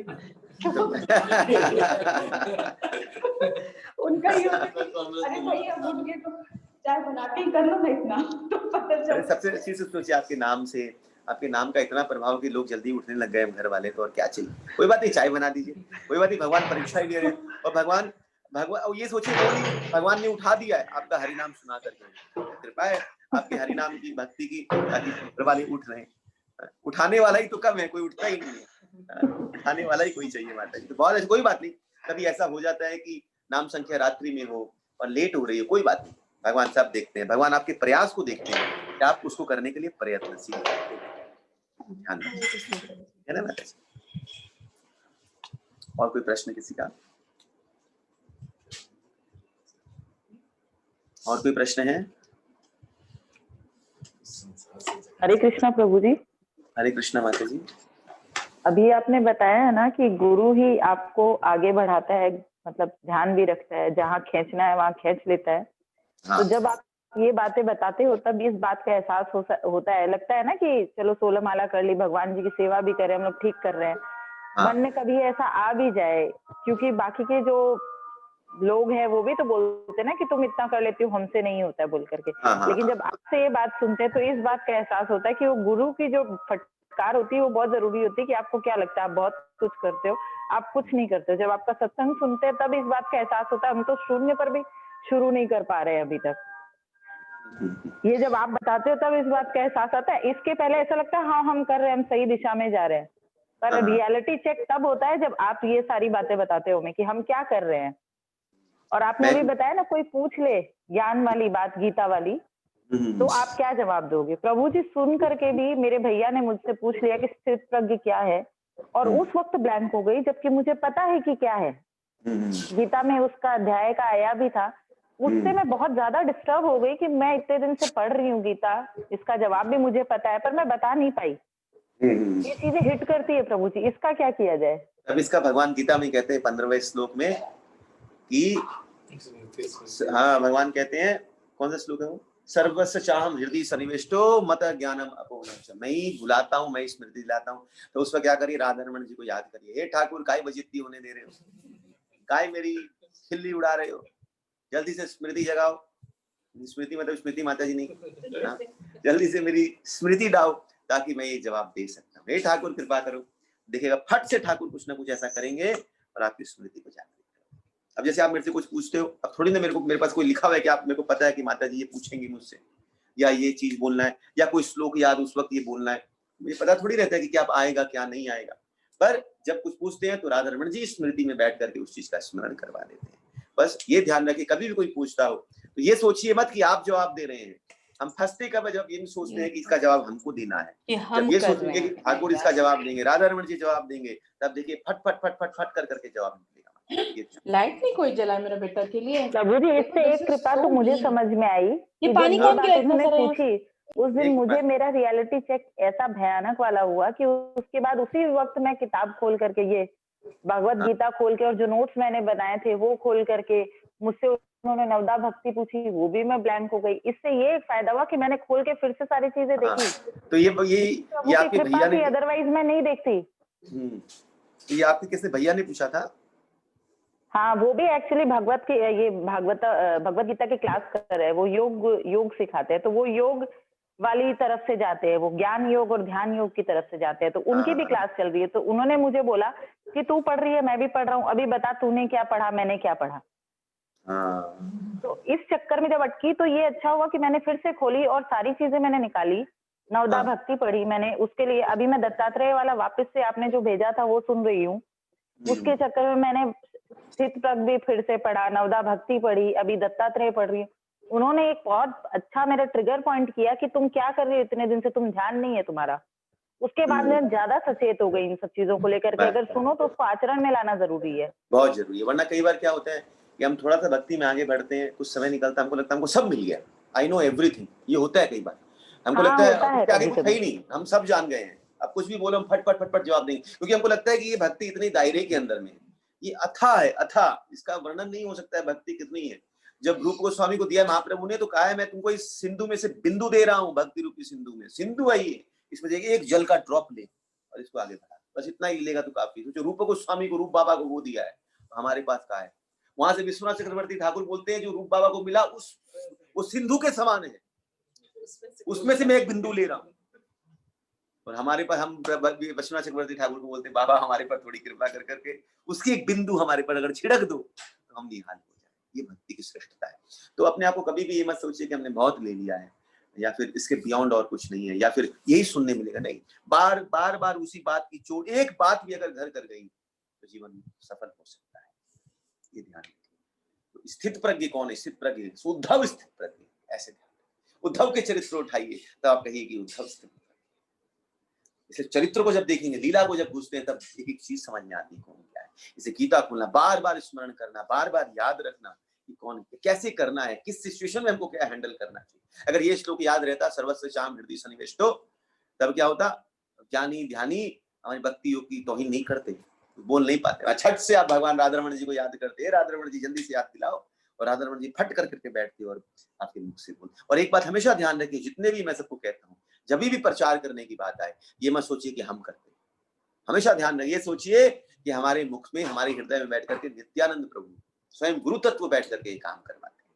हमेशा ध्यान रखना चाहिए। इसलिए भागवत के प्रथम दिवस में ये बात कहा था कि जब ब्रह्मा जी को, जब भगवान ने जब ज्ञान दिया, तेने ब्रह्म हृदय आदि कव्य मोहंत यत् सूर्यो, जब भगवान ने ज्ञान दिया तो खाली तत्व शब्द से चतुर्श्लोकी भागवत नहीं दी, बल्कि खुद भगवान नारायण भी आकर के हृदय में बैठे। और जब ब्रह्मा जी ने यही ज्ञान जब नारद जी को दिया, तो नारद जी को केवल चतुर्श्लोकी भागवत नहीं दी, बल्कि नारायण को लेकर के स्वयं हृदय में आके नारद जी को थे। और नारद जी ने जब ये ज्ञान व्यासदेव को दिया, तो केवल भागवत नहीं दी, बल्कि नारायण के साथ ब्रह्मा जी को लेकर के, और खुद नारद जी खुद आकर के ब्रह्मा जी ये प्रवेश होता है। इसलिए ये ध्यान रखिए कि जब कोई गुरु आदेश देता है, गुरु कुछ कहता है, या फिर कुछ कहने का समय आता है, कुछ प्रचार का समय आता है, तभी जो प्रचार करवाता है गुरु तत्व कराता है। उस गुरु तत्व को प्रणाम कर करके फिर देखिए कैसे फट कर करके सब चीज स्मृति में आएगी और गुरु सारी चीजों का। इसमें ग्रंथ में भी वही सुख्या के हृदय में मतलब बोले हो गोस्वामी जी, क्योंकि सुख्या तो कुछ भी नहीं जानता था, अनपढ़ था।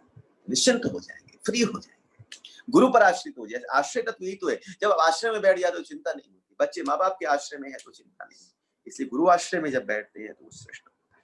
उससे बड़ा आश्रय तत्व और कुछ नहीं। इसलिए गुरु आश्रय सबसे श्रेष्ठ आश्रय, यही गुरु आश्रय। इसे भगवान कहेंगे आगे, और कहते भी भगवान बार बार, भागवत हो, गीता हो, चैतन्य चरितामृत, तो गुरु की महिमा बार बार गाई जाती है। चैतन्य चरितामृत की शुरुआती गुरु तत्व से लेकर गुरु की ही व्याख्या से चैतन्य चरितामृत की शुरुआत बहुत जरूरी है। तो आश्रय तत्व को स्वीकार करेंगे तब अच्छा, हमेशा ध्यान रखें।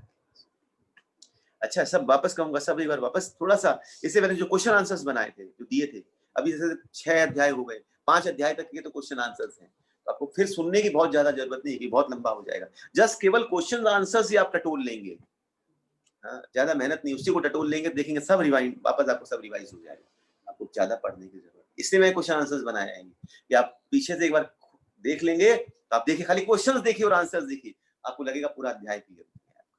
क्योंकि मैंने एक एक श्लोक पकड़ पकड़ पकड़ पकड़ करके जो उसमें इंपॉर्टेंट था सब मिला, इसलिए आपको वो बड़ा दिखता था, लंबा चौड़ा दिखता था, पर वो आपको काम आ जाएगा। उसमें खाली टिक मारना था, संशय भी है और टिक भी है, और संशय भी मैंने टिपिकल दिया है ताकि आप कंफ्यूज रहो, तो वो आपको अब काम आएगा। उस वक्त समझ में नहीं आया पर अब समझ में आएगा, जब उसको पढ़ोगे तो आपको लगेगा अरे ये भी तो था, ये भी तो था, पर हाँ ये सही है, आपकी क्लैरिटी के अंदर में आएगा। आप देखिए, एक बार पढ़ करके देखिए कैसे आपका 5 अध्याय क्लियर होता है, खाली क्वेश्चन आंसर से। ठीक है, और कोई प्रश्न है किसी का? जय जय श्री राधा रमण लाल की जय, श्रीमद् भगवद गीता की जय, जगतगुरु श्रील प्रभुपाद की जय, जय गौर प्रेमानंदे, राधा रमणो जयति, जय गौर, जय गौर।